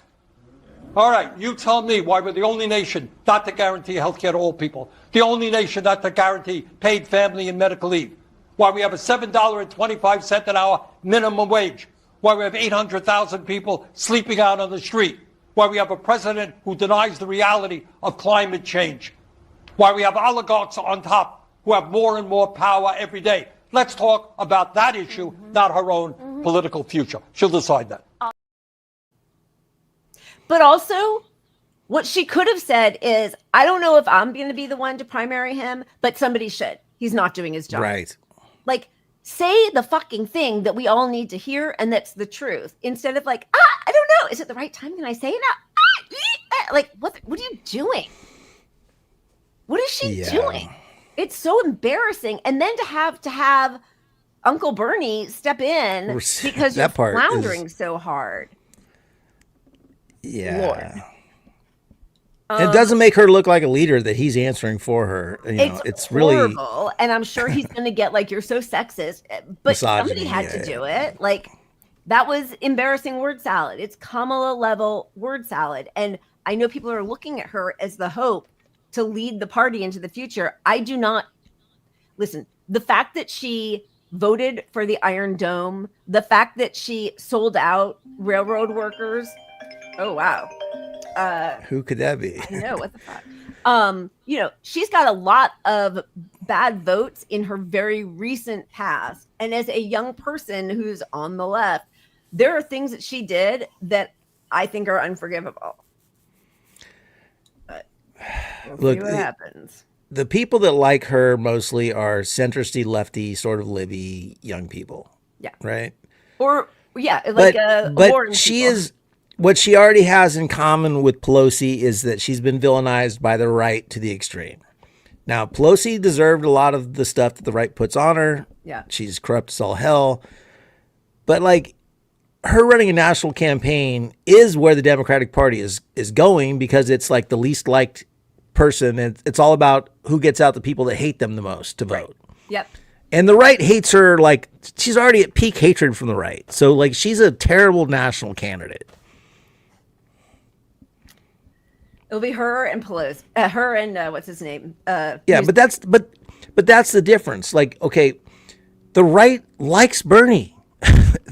But that's as much as people don't want to admit it, the right likes Bernie. He can appeal to them and speak to them. She cannot. And that's why they had to tear Bernie down. And that's why he's going on this tour bumping her up because she's going to be the next Bernie, although she's just never going to be the next Bernie is the reality. Why couldn't it be Rashida Tlaib? Yeah. What do happened? That, Bernie. Because she was born in the U.S., right? There's no like weird thing where like she could be president, right? Yeah. So I what think, she actually sticks to her guns. Reflect the sun. Thank you. Cheers to you. Absolutely. Oh my goodness. And here we've got Brett again. Look at you coming through. Bernie, a sheep herder, AOC groomed, influenced. Cheers to you. Yeah. When I think of him as a sheep herder, I think more useful idiot in a way. He's not an idiot, but like he doesn't know. I don't think the Democrats are like go out there and do a rally for the billionaires against the billionaires. You know, like, that's not like if he's a real sheep herder, he would have the backing of the establishment to do that stuff. And he doesn't, they don't like him doing this stuff. I don't think. I mean, they use him, as you said, useful idiot. I also do think that, you know, he is older and he has this idea, you know, Marianne Williamson also, like they still have like a nostalgia for the Democratic Party and what it used to be. And that means something to them. It means zip all to me. Like, I do not care. I'm not a Democrat. I don't care what it used to be. It doesn't matter. It's over. Like, it's not that if somebody shows up who happens to be a Democrat who has policies I like, I will vote for that person. But like, my identity is not tied to being a Democrat. Whereas I think for him, it is. So he does want to change the Democratic Party from within. That's been his lifelong fight. And the truth is, he woke a lot of us up. Like, a lot of us who are done with the Democratic Party are done with it because Bernie woke us up, right? So like, I really will always respect that, but But at the same time, like his wife disagrees with all his strategy on this stuff, right? And his wife is the one that brought me into the sort of Bernie movement inside-ish circle. Because she was best friends with the chair of the National Nursing. Roseanne DeMorrow. Roseanne DeMorrow, yeah. So Roseanne DeMorrow and his wife were buddies, which is why the nursing movement was a big part, which is why Medicare for All was front and center in his campaign forever, which is why now that she's not in charge of the nurses union is just piss all fucking shitty. Yeah. They are establishment as hell now. But they weren't with her there. And so his wife disagrees on strategy. He used to have all this connection, you know, to Lucky, hi. Hi, sorry. She never comes to join me, so I'm so happy. Hello, Lucky. Who's a good boy? Okay, thank you. Anyway, he's not the guy he used to be. It's just he's trying to pass the mantle, but to pass the mantle to AOC is a huge mistake on his part because she's not going to carry it. She will not fight for anything if she thinks it gets in the way of her career. So, yeah, that's going to suck. Okay, I know we've spent so much time on Democrats and we have to get to Republican stuff, but should we talk about... Are we going to wait for the debate stuff till tomorrow? Because there are some things that have happened today and yesterday that I think are sort of interesting, but what's your feeling? Let's get to that in a second. Okay. I've been thoughtfully refilling, just so everybody knows. As have I am not waiting to land on a sliver because, for God's sake. Yeah, baby. Just don't land on Wholesome. Look at you. Look at that. Look at that. Okay, I'm going to refill, but first I'm also going to spin. Can I pet that dog? I love that phrase. Yeah, baby. Oh, jeez. All right, I better delete one of those. Don't worry, I have another bottle right here. This was not full when I started, though. I just do. If you're judging. Yeah, baby. I'm judging. Okay. Why don't we pick something? Oh, look, you landed on All Billionaires Are Bad. There you go. That's crazy. Nice job.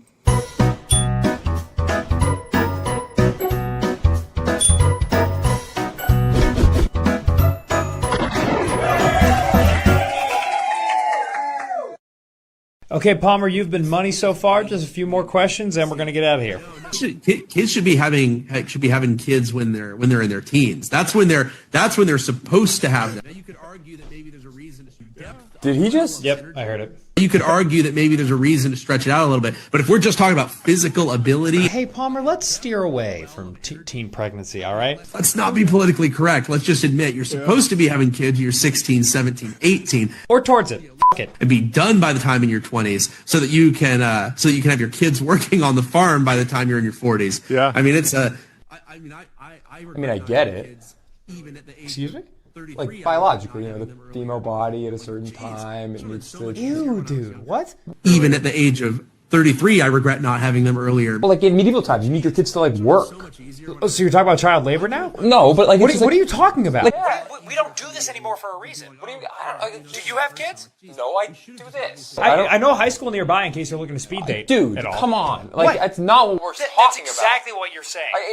Okay, Palmer, let's just go back to talking about killing people or whatever you do.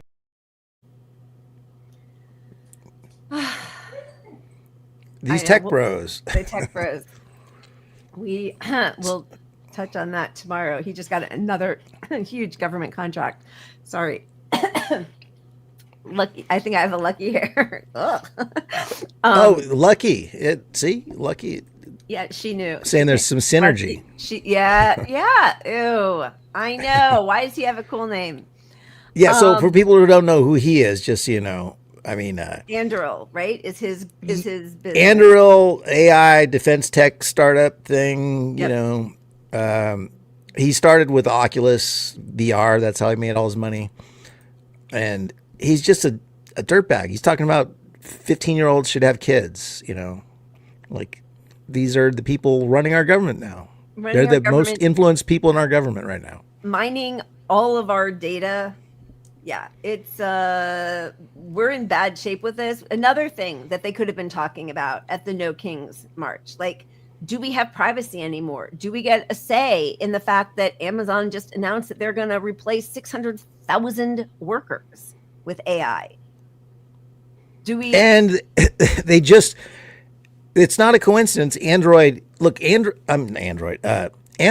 makes more of their money off their internet tech backbone structure, kind of, I don't even know. Some tech guy can explain it, but they make more than they do off that than they do selling products online. Like, that's what a monopoly Amazon has become. Right. And it's no coincidence that they put AI, they deeply brought in AI to run this back network system, and it crashed for a whole day just 2 days ago. I mean, the concentration of power. AWS, yeah, thank you. Yeah, is terrifying. Everything just shuts down, which is also, you know, like, we should all take some cash out just to have some cash, because all of a sudden your bank account could go to zero. Like, it's never going to go the other way. It's never going to be like, oh my God, it's a 5 and 6 zeros in front of it. Like, that's never going to happen. It's always going to be like, oh shit. Or it's going to be like, oh, we, you know, just like one of the points that some people were making about the Graham Platner Reddit account being, dug back up after he had already deleted it, is who is getting that information? Like, where are they keeping it? What did we all sign? You know, like, there's the AI is, oh, there we go. Jealous. but that centralization of power where they can use anything against us is terrifying. Like it's really terrifying. They, and maybe we should just like move on and we can talk about. You've got local governments buying the tech to spy on protesters, to hack our phones. Yep. And you used to need a warrant to look at anyone's phones, and now the local governments are just buying Israeli /tech bro AI shit. Yep. To check our phones. When you go to these protests, they always recommend you not turn your phone on, turn your phone off, or leave your phone at home, or use a burner phone or whatever. Yeah. Because what they're setting up is alternate cell towers. So the data you're using switches over from Verizon to the Copdar cell service. That's just like pulling in all of your data and flagging it. Yeah. So once you're flagged by this system, there's no scapegoat. There's no protective rail to keep this data from being used against us, especially when like you tweet something about Palestine and that can make you fucking unhireable. Yep.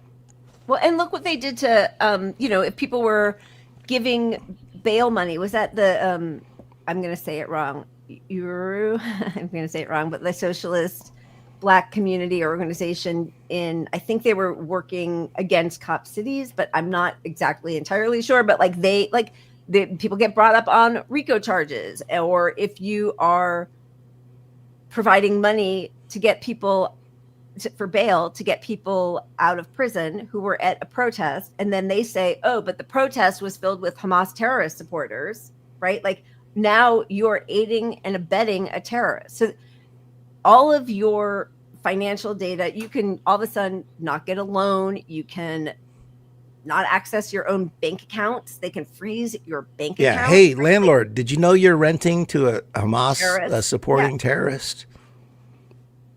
I mean, and look, so this was it Caroline Levitt, right before the No Kings March? This is what she Your said. mic. Oh, again? Do you hear it? Yeah, once you get away. Sorry. My face is getting so red. You got to point it towards you a little bit. Twist it a little bit towards you. Oh, shit. Everything's about to fall. Wait a second. Oh, my God. What if my whole bottle falls over? Okay. Can you hear me now? Yeah, it's way better when you're near it. Okay. I'll just lean forward like this.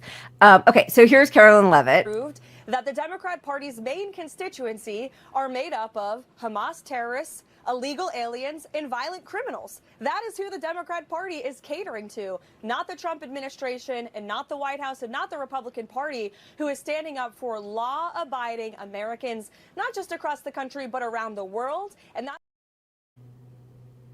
Okay, so sorry, I'm trying to get my face really close. That doesn't look great. Can you hear me? Can everybody hear me? Oh yeah, it just sounds much better. But when you get a little, when you lean to your left, it I have a kind crazy. of falls apart. You always talk about your socialist apartment. I have a socialist office. I have like 3 inches behind me and no inches in front of me, so I'm always trying to navigate. That's what she said. Sorry. Go ahead. You lobbed that one up there. I could not. I lobbed that up. It's prom night all over again. Okay, and then this is Mike Johnson talking about liberals at the No Kings rally. I encourage you to watch. We call it the Hate America rally that'll happen Saturday. Let's see who shows up for that. I bet you see pro-Hamas supporters. I bet you see Antifa types. I bet you see the Marxists in full display, the people who don't want to stand and defend the foundational truths of this republic. And we do. And that's what we're here doing every single day. And we'll continue to come in every morning and tell the American people the plain and simple facts. Because the facts are going to win the day here. The American people are not stupid. They see what's going on. So those ICE facilities, those alligator Alcatrazes, those are being built for all of us. I know we talk about this all the time, but this is what they are going to do to all of us. The whole, I'm seeing all these funny comments. Sorry, you guys are cracking me up. They are making all of us the terrorists. That is why they say that Gaza, Palestine, that's a test lab. All of that technology, all of the AI, all of the surveillance, all of the biometric data mining, they they're using that against all of us. I mean, right now, ICE is rounding up. And again, like, of course, it's disgusting when they do it to non-US citizens, but they are doing it now to US citizens over and over again, most of whom, coincidence, are Black and brown. Like, yeah, and look, those rallies were mostly libs. They are not the radical people, right? Right. But that's 7 million people they're saying are the radical Hamas people. So if those people who are just like going to safely vote, and that's their version of protesting, are at risk, what about us? It's, it's, and obviously the real threat is the people who are getting deported, and it's happening to them, and immigrants that deserve to be here. Well, all they have to do is say, well, you're a terrorist. You're like, I don't condemn Hamas. I will never condemn Hamas, right? Well, that makes me a terrorist supporter in their eyes. And then all bets are off. Look at them shooting fishermen out of the water and just saying like, well, it's terrorist. It's an act of war. If you protest against Israel's genocide and Israel is determined to be our great friend and part of America's policy, and now you're anti-Israel, which means you're anti-American policy, which means you're anti-American, which means you're a terrorist, you're a terrorist supporter, they're going to ship all of us off to whatever dungeon they want. Like that is the plan. That's the plan. So we definitely need people who can speak out forthrightly and powerfully against that, not say we need a stronger Republican Party. Yeah. And the other thing is all this is happening now. Like, we don't need to prevent these things in the future. You need to fight it now. We don't have 2 years or a year to win a few seats in the midterms, and then we can stop them from getting bad. Like, yeah, fight it now, like now, today, yesterday. Yeah, we need to do like a whole episode on Operation Paperclip. And I know, like the thumbnail for our show is, swastika, and obviously there was a lot made of the Graham Platner tattoo, and there's Hegseth and all of his tattoos. There's the Sig Heiling. There's the, all the far right white supremacist support for the state of Israel, which the U.S. is the biggest supporter of, obviously, financially and with weapons and politically. But the U.S. has embraced Nazis and Nazism from the beginning of Nazis, right? And we rehabilitated them, brought them into our country in order to fight against the Soviets, who were the ones who defeated the Nazis. So, like, yeah, we've got a problem. The fact that we could look and libs were telling me to shut up when I said I don't want to be giving arms to the right sector or the Azov battalion. Those are Nazis.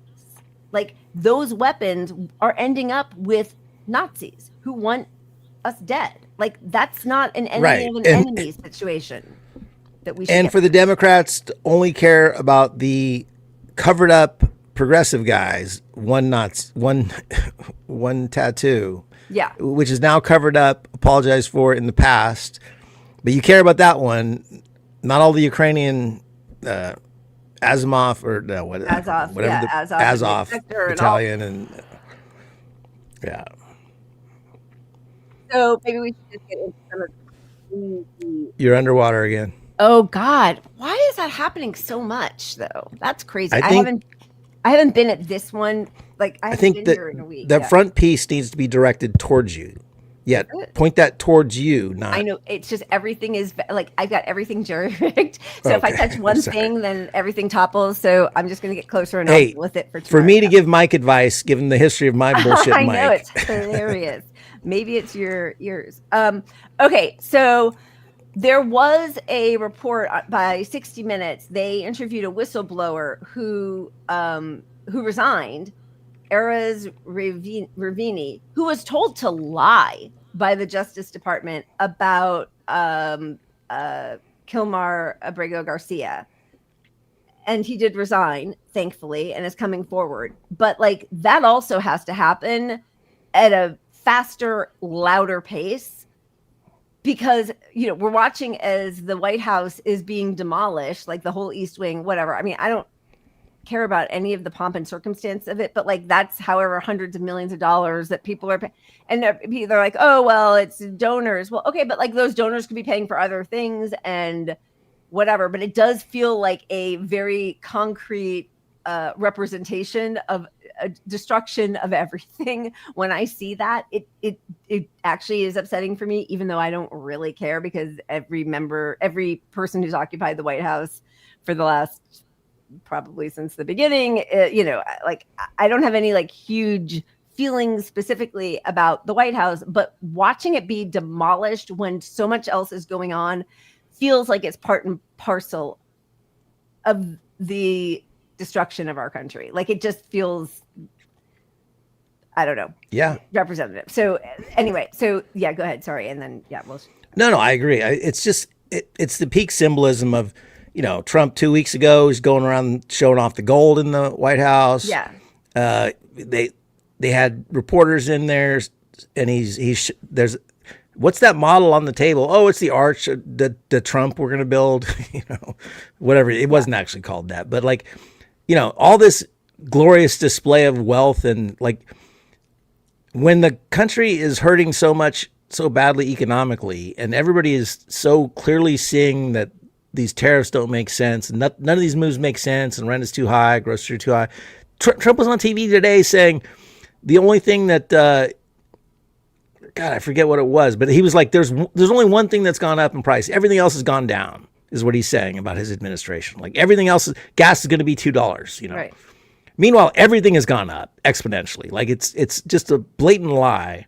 Yeah. But in the face of that truth that we're all living, to see the White House just building and expanding, and look at my gold, and you know, it's fascist as fuck. It is, yeah.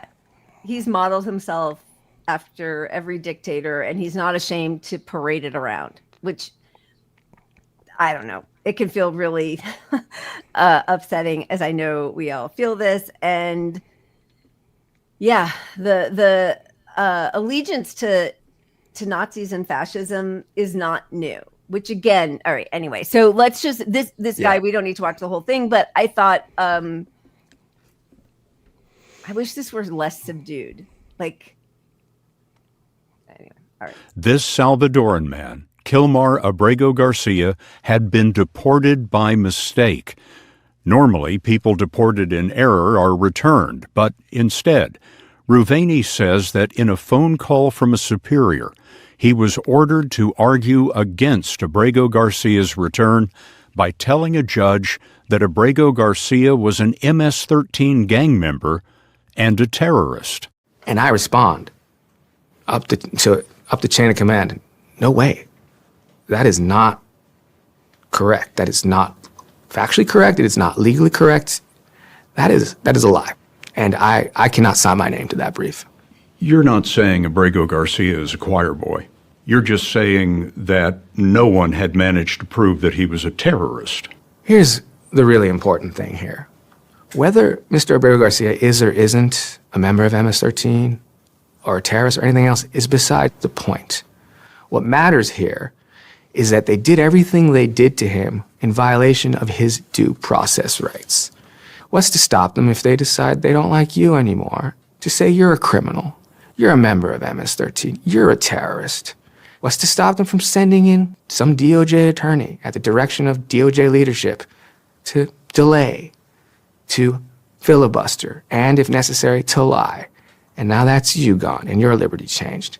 After refusing to sign the brief that called Abrego Garcia a terrorist, Ravini was fired. Your view is the first time that your face has been seen in such a public way. And I wonder if that concerns you. It does. At the same time, I think about what we're losing in this moment. I think about why I went to the Department of Justice, to do justice, And I took an oath to uphold and defend the Constitution. And my view of that oath is I need to speak up and draw attention to what has happened to the department, what is happening to the rule of law. I would not be faithfully abiding by my oath if I stayed silent right now. Good for him. And I mean, look what ICE is doing right now. Stockpiling arms, chemical weapons, guided missile warheads, and explosive components. Spending dwarfs anything we've ever seen in the agency, a 700% increase. Let's just do a flashback to Obama and his 3,600% increase. But yes, it's continuing. The president is building an army to attack his own country. Senator Chris Larson. Yeah. And that is so clearly the case. You don't guided missiles for a deportation force. What army are you going to be up against? That you need a guided missile. And if the assumption is you're in the U.S., if you're fighting a deportation force of some sort, so you're gonna launch a guided missile in the U.S. somewhere against the terrorists. I mean, look at the less lethals that we see are shot at journalists, at peaceful protesters. They are being trained to view us all as the enemy. This is okay. And this, I mean, again, I know I keep talking about this, but this is my hope, is that these combat vets will I hope the fight is between the combat vets and the MEAL Team 6 crew. Hey, you living? I can videotape. I'm a combat vet. No, I'm a combat vet. Are you then where's this cop? Are you a cop? Hey, you living? Are you ICE or a cop? Hey, are you ICE or a cop? Hey, are you living? Call me, yeah, please, call 911. Hey, are you ICE or a cop? Hey, you living? Gentlemen, you need to identify yourself. Yeah, hey, are you an ICE or a cop? You could be. Hey, are you living? Are you ICE or a cop? Hey, are you living? Are you ICE or a cop? Hey, you Hey, look at their face. Are you ICE or a fucking cop? Are you ICE or a fucking cop? Oh, really? You're gonna fucking tase them? I got this on video. I'm a combat vet. I'm an Afghanistan combat vet. I got this on video. You won't even identify yourself. Gentlemen, who are you with? Who are you with? Federal agents. Who? ICE?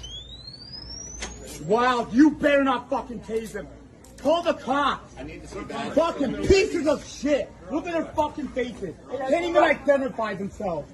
Pieces of fucking shit. Racist little bastards. You fucking piece of... You fucking... Don't you touch me, I'll knock you the fuck out. I'm a combat vet. Afghanistan combat vet. Hey, you... What a fucking... We're following you, you fucking pieces of shit. Fucking pieces of shit. Look at these motherfuckers. Racist little pieces of shit. Hey, you... Call the...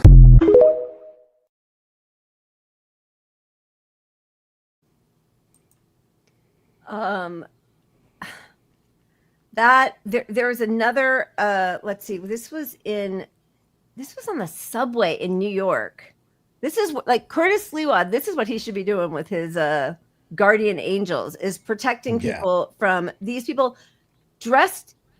And I know, like, I talk about this all the time. Again, I am not normally somebody who is like, oh, you should be dressed a certain way or whatever, but it is absurd that they can cover their faces, don't have badges, are wearing like gross jeans and a shirt, and then they can just run into any space, point guns in people's faces in cars. Like there was another video where a woman, she's like, I'm pregnant, I have a kid my baby's in the back, my toddler, and you're pointing a gun at me. And then like this is Trump's private army. But this would not exist if Democrats hadn't silenced the left, who for decades now have been saying abolish ICE, right? Why are we funding ICE and private prisons when Democrats are in power?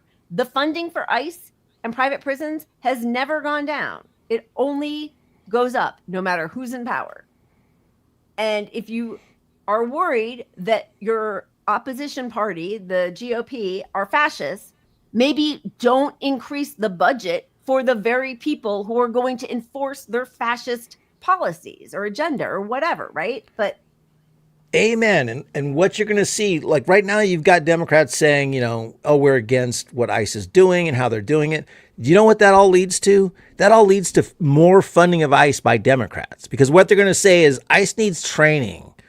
And so we're going to set out their budget doesn't afford them to train their police properly. So we need to give them $40 billion more to train them all properly, just exactly like they've done with the police forces. And it's nonsense. We don't need them. We need this money to go to other things. We need these immigrants to stay here, for fuck's sake. Yeah, get criminals if there are actually criminals, and have them handled properly. In some cases deported, but this is not what they're doing. They're looking for brown people. That's the whole thing. That's it. they're looking for anybody who opposes them on any level. Yes, and that's why the Democrats will support it post-ICE, because they want that force to go after the protesters who are against what they're doing. Yep. Yeah. Fuck. Yeah. Where do you want to show another? Oh, well, yeah. I mean, not not so many to, ICE videos, so or whatever. Like, let's show the lady getting in their face, because we need more of this. Fuck these people. I'm shocked. I mean, sorry, and I'm so thrilled she did it so brave, but like, I'm always stunned by which people they decide to like shoot or tackle to the ground or arrest, and which people who are brave as she is, and then like they just let her go. Like, there's no consistency there, and that also terrifies me. Like, I want to know the rules of these thugs. But yes, go ahead. I love this one. Well, the number one rule of any interaction with police, ICE, anybody, cameras. Yeah. Turn your cameras on before you interact with somebody. Have your friend not near you with their camera on also at the interaction. Yeah. That's the biggest protection you have. But yeah, you still see when they will still violate your rights on camera. It shows we're fucked, but still get the cameras on these people. Yes. I mean, sorry, I'm looking backwards because somebody wrote, Kimiko. Sorry, but like, you can film yourself and still get murdered. Yeah. But yes, absolutely. Our cameras are our weapons right now, sort of. Okay, go ahead. Sorry.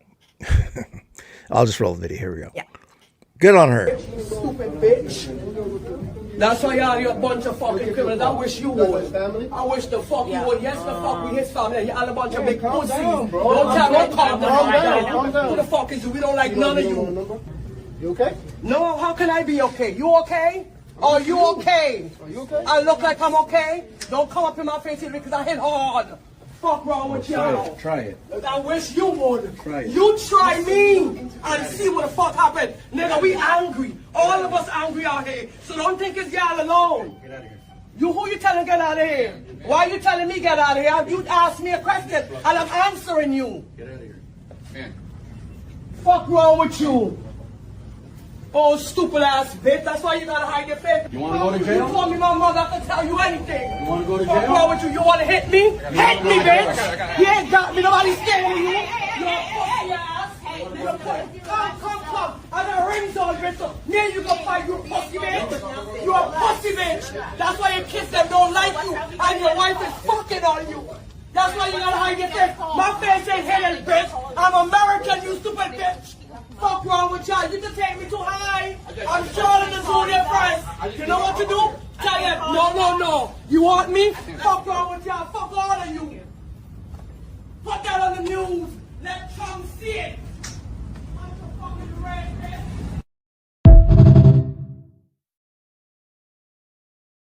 I mean, cheers to her. Because holy shit. Amen. Like, dude, I'm a white boy. When I get in the cop's face, I have the privilege of being white and maybe, attorneys behind me and lawsuits and, but she's got a thick Caribbean accent and they're in her business. There's a ton of them there, but that's what we have to fucking do. I mean, the courage, but I also think it's like, how long are you pushed to the brink where it's like, if we don't do this, if we don't speak out, if we don't fight back, then there's no hope. But it takes it takes a ton of courage. And yes, she absolutely is a hero. There was another, New Yorkers, immigrants, the whole country. Like, this is a country of immigrants. So, but like it's more condensed in certain places. On the subway, this turd just gets on wearing a sweatshirt, trying to take people off the subway. Like, again, and we know, like, at the very beginning of the Trump regime, of the second one, there were people pretending to be ICE agents who tried to rape women, tried to, loot things from stores and kidnap people. Like, this is not sustainable. No, and that's the problem. I mean, you need to have, like you said, it's gross that they're in jeans, but it's not because of the jeans. We don't want to see military with, assault rifles, but be in a uniform so we know you have authority to kidnap somebody somehow. Like, like at least if you're going to take people and throw them in the back of a van, can we see can you make the bad guys have to buy fake badges and wear fake uniforms to do it? Meanwhile, instead of I could just get like 5 people together with me and not even make a badge and just put a face mat covering on and take people off the streets. Yep. Just point a gun in their face and go. And none of them, not none, but a majority of them aren't able to pass the physical fitness test, which, okay, I can't do push-ups, but it's like 15 push-ups, 30 sit-ups or something, and run a mile in 15 minutes. And they can't do that. Like, and they're so untrained as well. Yeah, like physical fitness aside, they're not trained to de-escalate, just like these National Guard shouldn't be at protests because none of this is de-escalation. They don't have any training. And here's the $50,000 signing bonus. Here's a week of training. Go get the brown folks. That's what's happening now. That's the whole kit and caboodle. Yeah. So this is this is on the subway. What's going on? What? Leave him alone. Yeah. No. Yeah, who are you? What's going on? Yeah, what's going on? He needs to get checked out by an ambulance. He's what?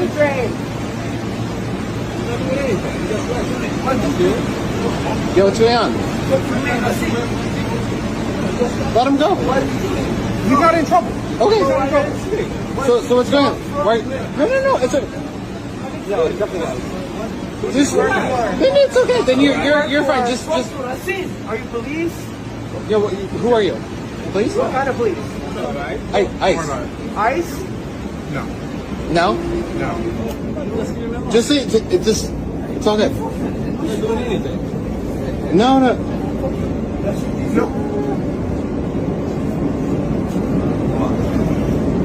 I'm telling you, you're supposed to check if you're dead or alive. He's alive, and then you're supposed to walk off. Yeah, he's good. He's all good. He's all good. He's okay. No, he needs to get off and get checked out by an ambulance. No, he's okay. No, so, all right, thank you. All right, you're good? He's all good. Fuck you. All right, go have a seat. No. Go have a seat. Go sit down. Yeah. Go sit down and you're good. No, go sit down. Siéntese. Sit down. Sit down. Sentate. Sí. All right, thank you, sir. Yeah, we're all good. Thank you. We're all good. Appreciate it. Cool.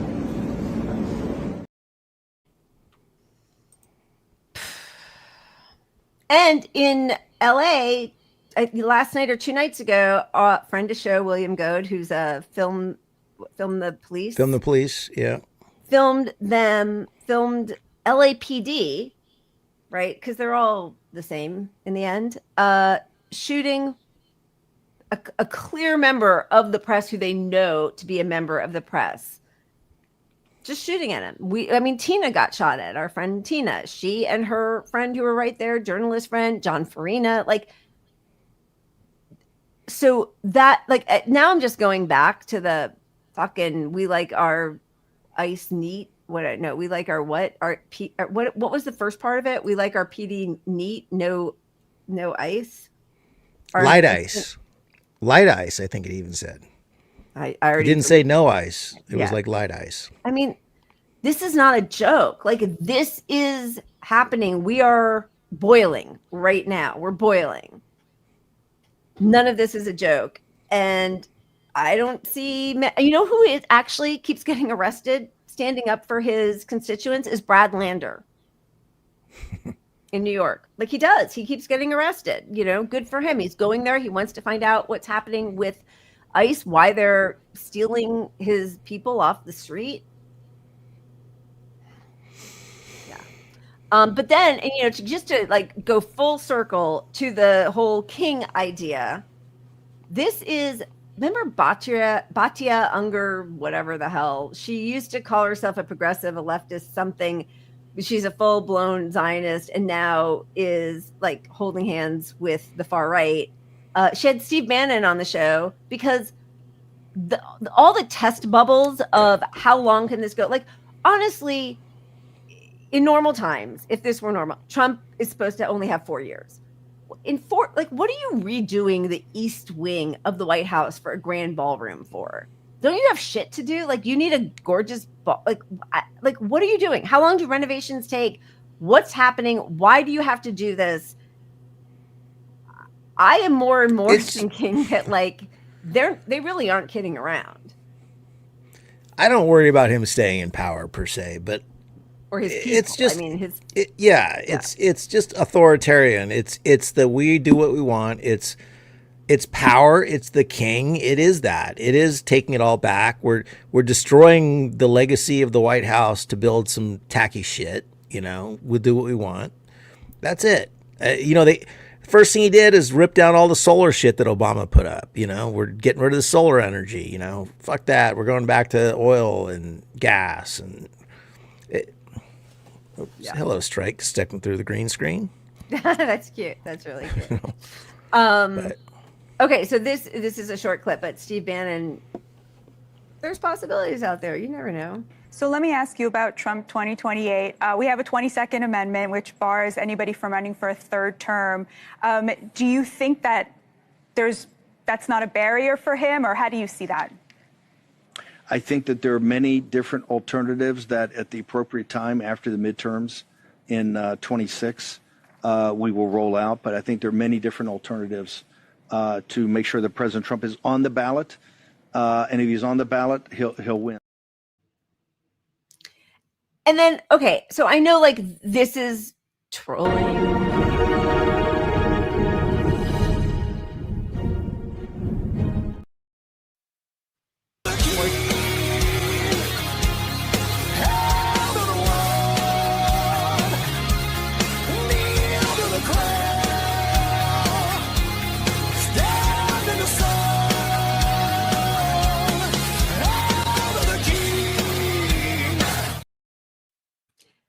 But as they steal more and more of our resources, throw more and more people off of health insurance, which we shouldn't even have health insurance. We should just have free health care at the point of service, but fine. Thanks, Obama.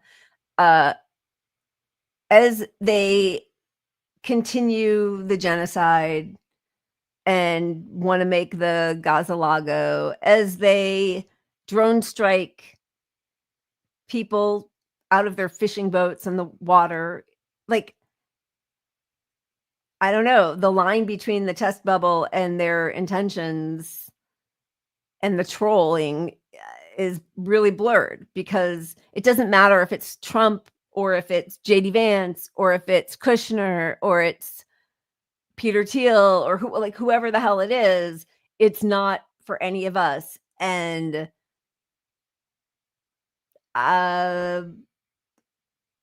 I don't even know what to say, because it's just fun. We have no people who are fighting against this. Yeah, and ultimately the power grab doesn't have to be for Trump 2028. Yeah. It's for the oligarchy, the people who despise us and want us all dead. Yeah, either way, if the executive branch grabs power, that's bad. I mean, the only thing keeping this thing alive a little bit is that we can legally push back on executive overreach. Yeah. But they've got the courts now, so that's, you know, not even what it used to be. Thanks. Thanks for speed tracking all the appointments of this Nazi regime. Gotta get to vacation. That's really helping. And this is the young Republican chat group that's like all these Nazis joking about gas chambers and slavery and rape, and then the person who we talked about earlier, but who just withdrew his nomination, but he was set to be the chief of the Office of Special Counsel. MLK is the same as George Floyd. They're both disgusting because they're black, and we shouldn't have. The founding fathers got it wrong when they said all men are created equal, and also he has a Nazi streak. Like, yeah, well, he has a Nazi streak. JD Vance said Trump was a Nazi. I mean, all these guys working for the Nazi have said he's a Nazi. There's a leaked audio of RFK Jr. recently saying, and I thought that might have been fake. I don't think it is, because the major group, a news group, put it out. Look, it's clear that he's grabbing power. It's a fascist regime, whether you want to call it Nazi or not. But if it walks like a Nazi, smells like a Nazi, it's a fucking Nazi. Yeah. And again, I don't feel like this is substantially different from the Bush regime, George W. And the fact that he wasn't prosecuted or held accountable, the fact that Obama came in, ignored his base, threw them under the bus, didn't use his enormous mandate to affect any of the change that he promised he would, and then started 5 new wars. So foreign policy barely shifted, and then handed the reins over to Trump. Like, we have gotten so far deep into this that, like, I mean, people telling me that it's okay that we're giving arms to Nazis in Ukraine, like, and the enemy of my enemy, and Putin's the worst enemy. And we just like we're in a place where I like. And sorry, I just want to finish. One thing is that you said like you saw something, you're not even sure if it's true because it could be AI. I think that is another extra level where, like, when we don't know what truth is, which is harder and harder to find that, right? Like, you can dive deep, you can find video that looks authentic, and unless you can find and you are knowledgeable enough to figure out that the timestamp on this or the metadata or whatever that proves that this is an actual footage taken with this person saying a thing. Like, we are in a place where it's hard even to know sometimes what the truth is and who said what. And that's an extra layer to the fascism, because they wouldn't be able to do that if we weren't all sort of like spinning from trying to figure out what reality is. No, and they are, when it comes to the fake AI stuff, they're in control of it. They have, the Israeli people the Zionists are at the top censoring the media. And Twitter just came out and said they're going to start censoring more Palestinian stuff and promoting, the algorithm is going to be more pro-Zionist now. Yeah. Like, that's openly out there now. Like, it's going to get more Zionist right now. And I saw you were talking about the deep fakes and stuff.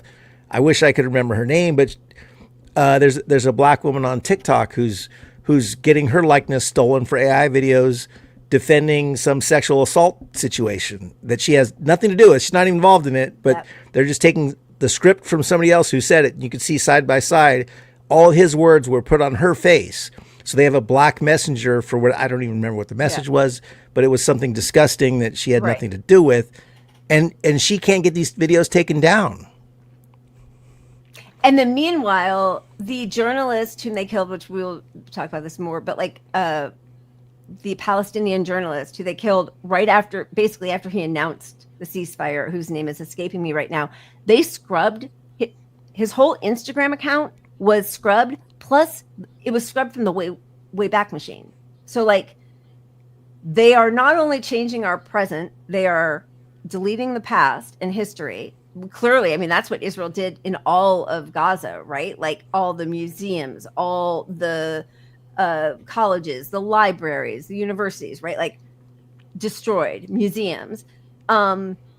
And I was just thinking about the video that we showed of the woman, I think from Jamaica, who's screaming at the ICE agent. And you and I had both pulled that video, and we both had problems with her the audio being out of sync. And sorry, but it was still out of sync on my end when I saw it. But I had tried to I input it, and then I like split the audio, tried to frame it, and then also I was like, okay, what's happening? Like, I do think she said those words, but like everything now becomes okay. We can manipulate that, right? Like it felt like it was 3 seconds off. So I kept trying to like place it properly so it matched up with certain things, but they can do that with anything. And as you said, now they're doing it. We're in dangerous times. We're in dangerous times because when we don't know what the truth is and it's so easily manipulated. Yeah. Let's say I was a prominent pro-Palestine guy, like, you know, with 10 times the platform. Right. Or like say Hassan, right, for example. Yeah. Right? Say Hassan gets deep faked into doing some defense of a terrible situation or deep fake doing something terrible. That could just stay up forever until his stock goes down and there's no justice in it. He'd have to appeal to get it taken down by the people that don't want him right, exactly. Right, to have any more power. They want to diminish him. And we're in that situation now, which is why the censorship and the AI takeover is exponentially worse for us, because all we have is this left space and this independent space. That's the only place that we aren't censored, and we're getting censored. Yeah. Yeah. Yeah, exactly. Who do you appeal to? I mean,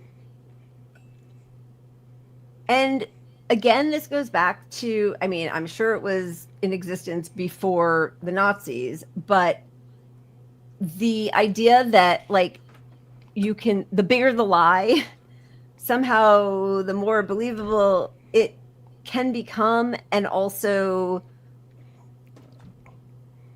the effect of it is the lie gets spread like exponentially more times than the retraction.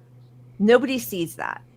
Nobody sees the retraction. They hear the lie, then they associate it with you. Then you're always having to explain, like even just the Zoran thing where it's like, do you condemn globalized intifada? He never said those words. I say that. I try and say it as much as possible. Globalized intifada. But he had never said it. But by the time they're done asking him in every interview he does, do you condemn the phrase globalized? Like, then he becomes attached to this phrase he's never said.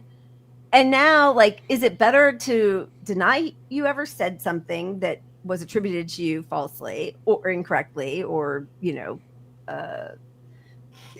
on purpose to defame you on some level? Like, yeah. No, it's yeah. But it's all, and the flip side of that too is like a real video can just be, well, that's AI. You know, that it wasn't me taking the $50,000 bag of cash. You know, if I'm home and head of ICE taking a $50,000 sack cash. I'm not saying he said that, but you know, you could just deny forever, and that's that. Like, it's fake. That was fake. So.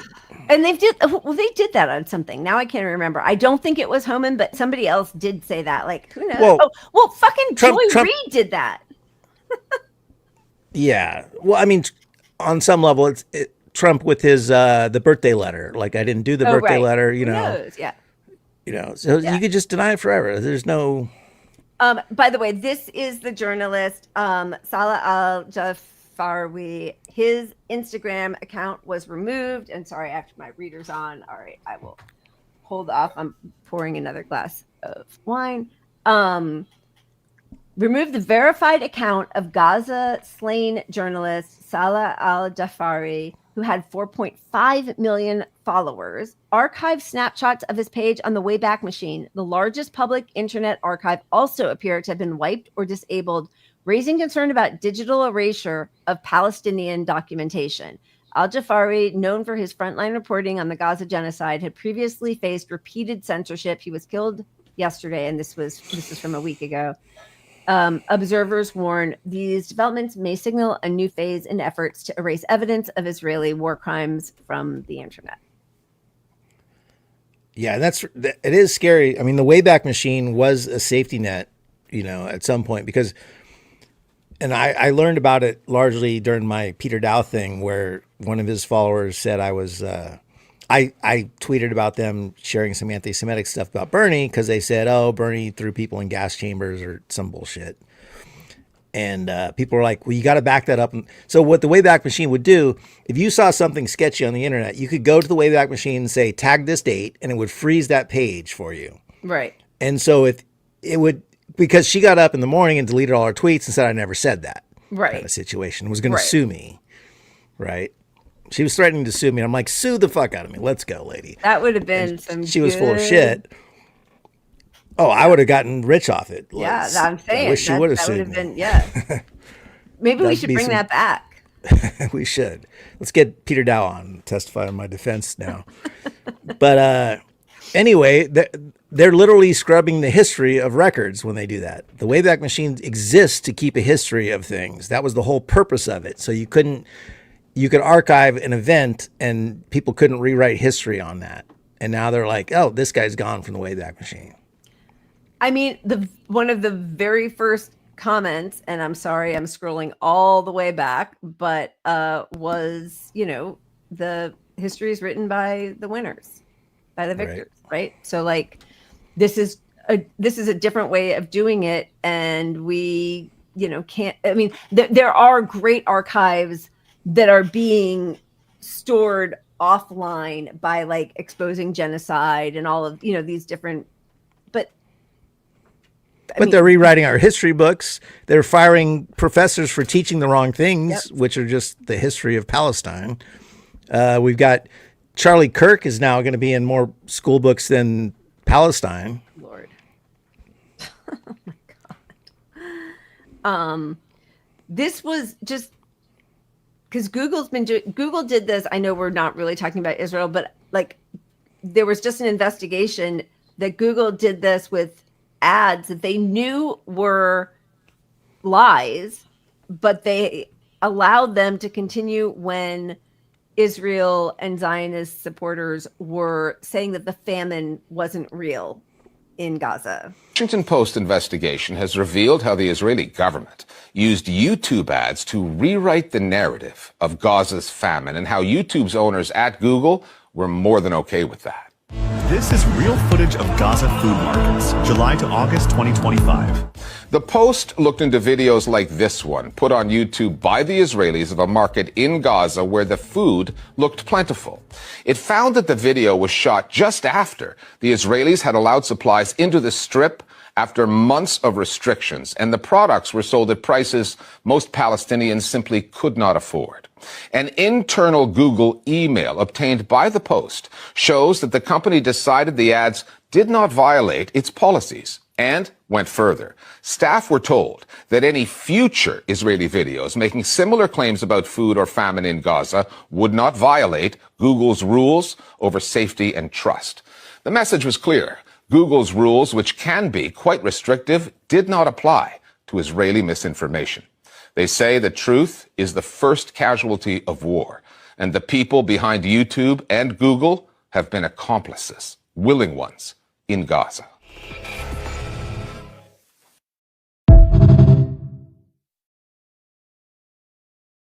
At CBS now, Barry Weiss, in charge of CBS News. That's disgusting. Francesca Albanese just came out with another report. She's building a really great case on how corporations are complicit in this genocide, how these media companies are complicit in the genocide strike. And,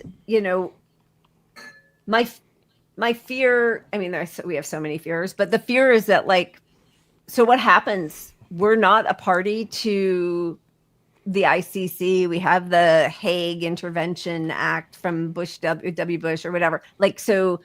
Okay, great. They're trying to whitewash this right now and just act like, oh, there's a ceasefire, it's over. Meanwhile, I think Israel's already broken it upwards of 60 times. They've killed hundreds of people since the ceasefire. Yeah, it was like 40 documented events in 2 days. Yeah. So I don't know what it's at now. And the first one that they talked about, it turned out because they said, oh no, Hamas broke the ceasefire. That wasn't the first one. Sorry. They had already been breaking it for like a week. And then over this past weekend, they said, look, Hamas broke the ceasefire. Some of our IDF soldiers got blown up by themselves. What are those IEF? Whatever. Whatever. Exploding devices. Sorry, I've had a lot to drink now. And then, of course, it turned out, and the U.S. leaked this. Interesting. IEDs. Thank you. But what explosive device? What's the I? Improvised, right? Improvised explosive. Yeah. It turns out it was an unexploded ordnance that from the IDF. So it was basically like their own friendly fire on some level. And the U.S. did leak that because in the end, Trump just does want to build his Gaza-Lago and real estate development and get money from, the Gulf states and all that kind of stuff. But I can't remember what my point was. What were we talking about? Nothing? Well, I mean, the breaking the ceasefire, look, Israel does not want a ceasefire. They want us to think it's a ceasefire so they can just keep bombing forever. Yeah. And Trump is caught between two different situations, wanting to expand his own grift and personal wealth and get everybody money that he knows him over in constructing new property over in Israel, which can't exactly happen right now and if there isn't a ceasefire. But then he also wants to be the guy that brokered peace in the Middle East and stopped all the wars while he's calling our Department of Peace, Department of War. None of it makes sense, but all of it leads to the media not wanting to actually cover any of this stuff happening over there.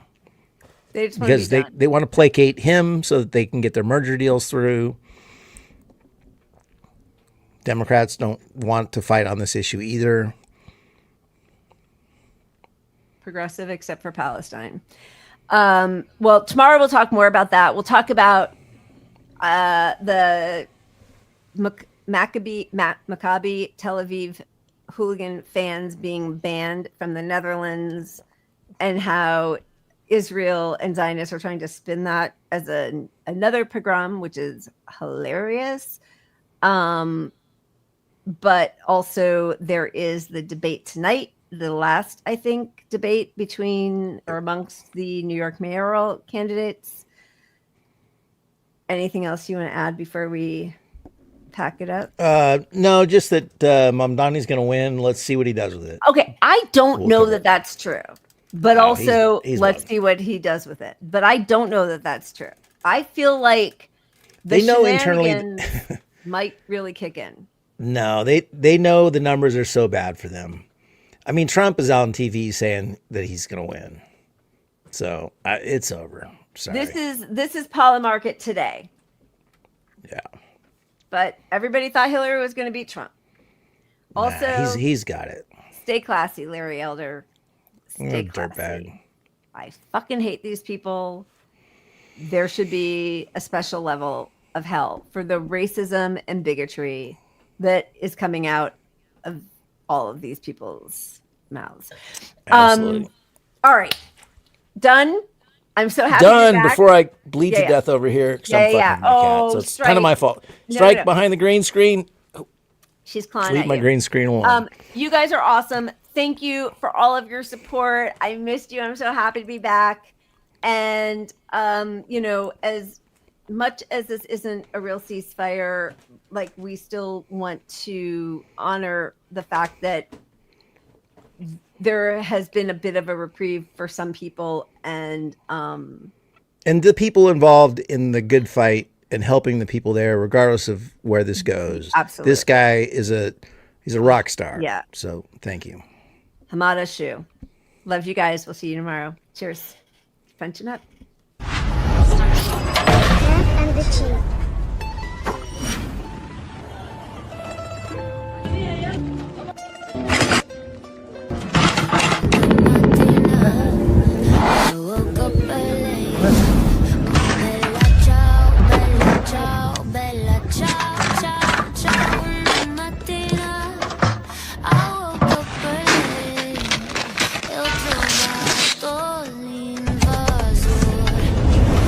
Ooh.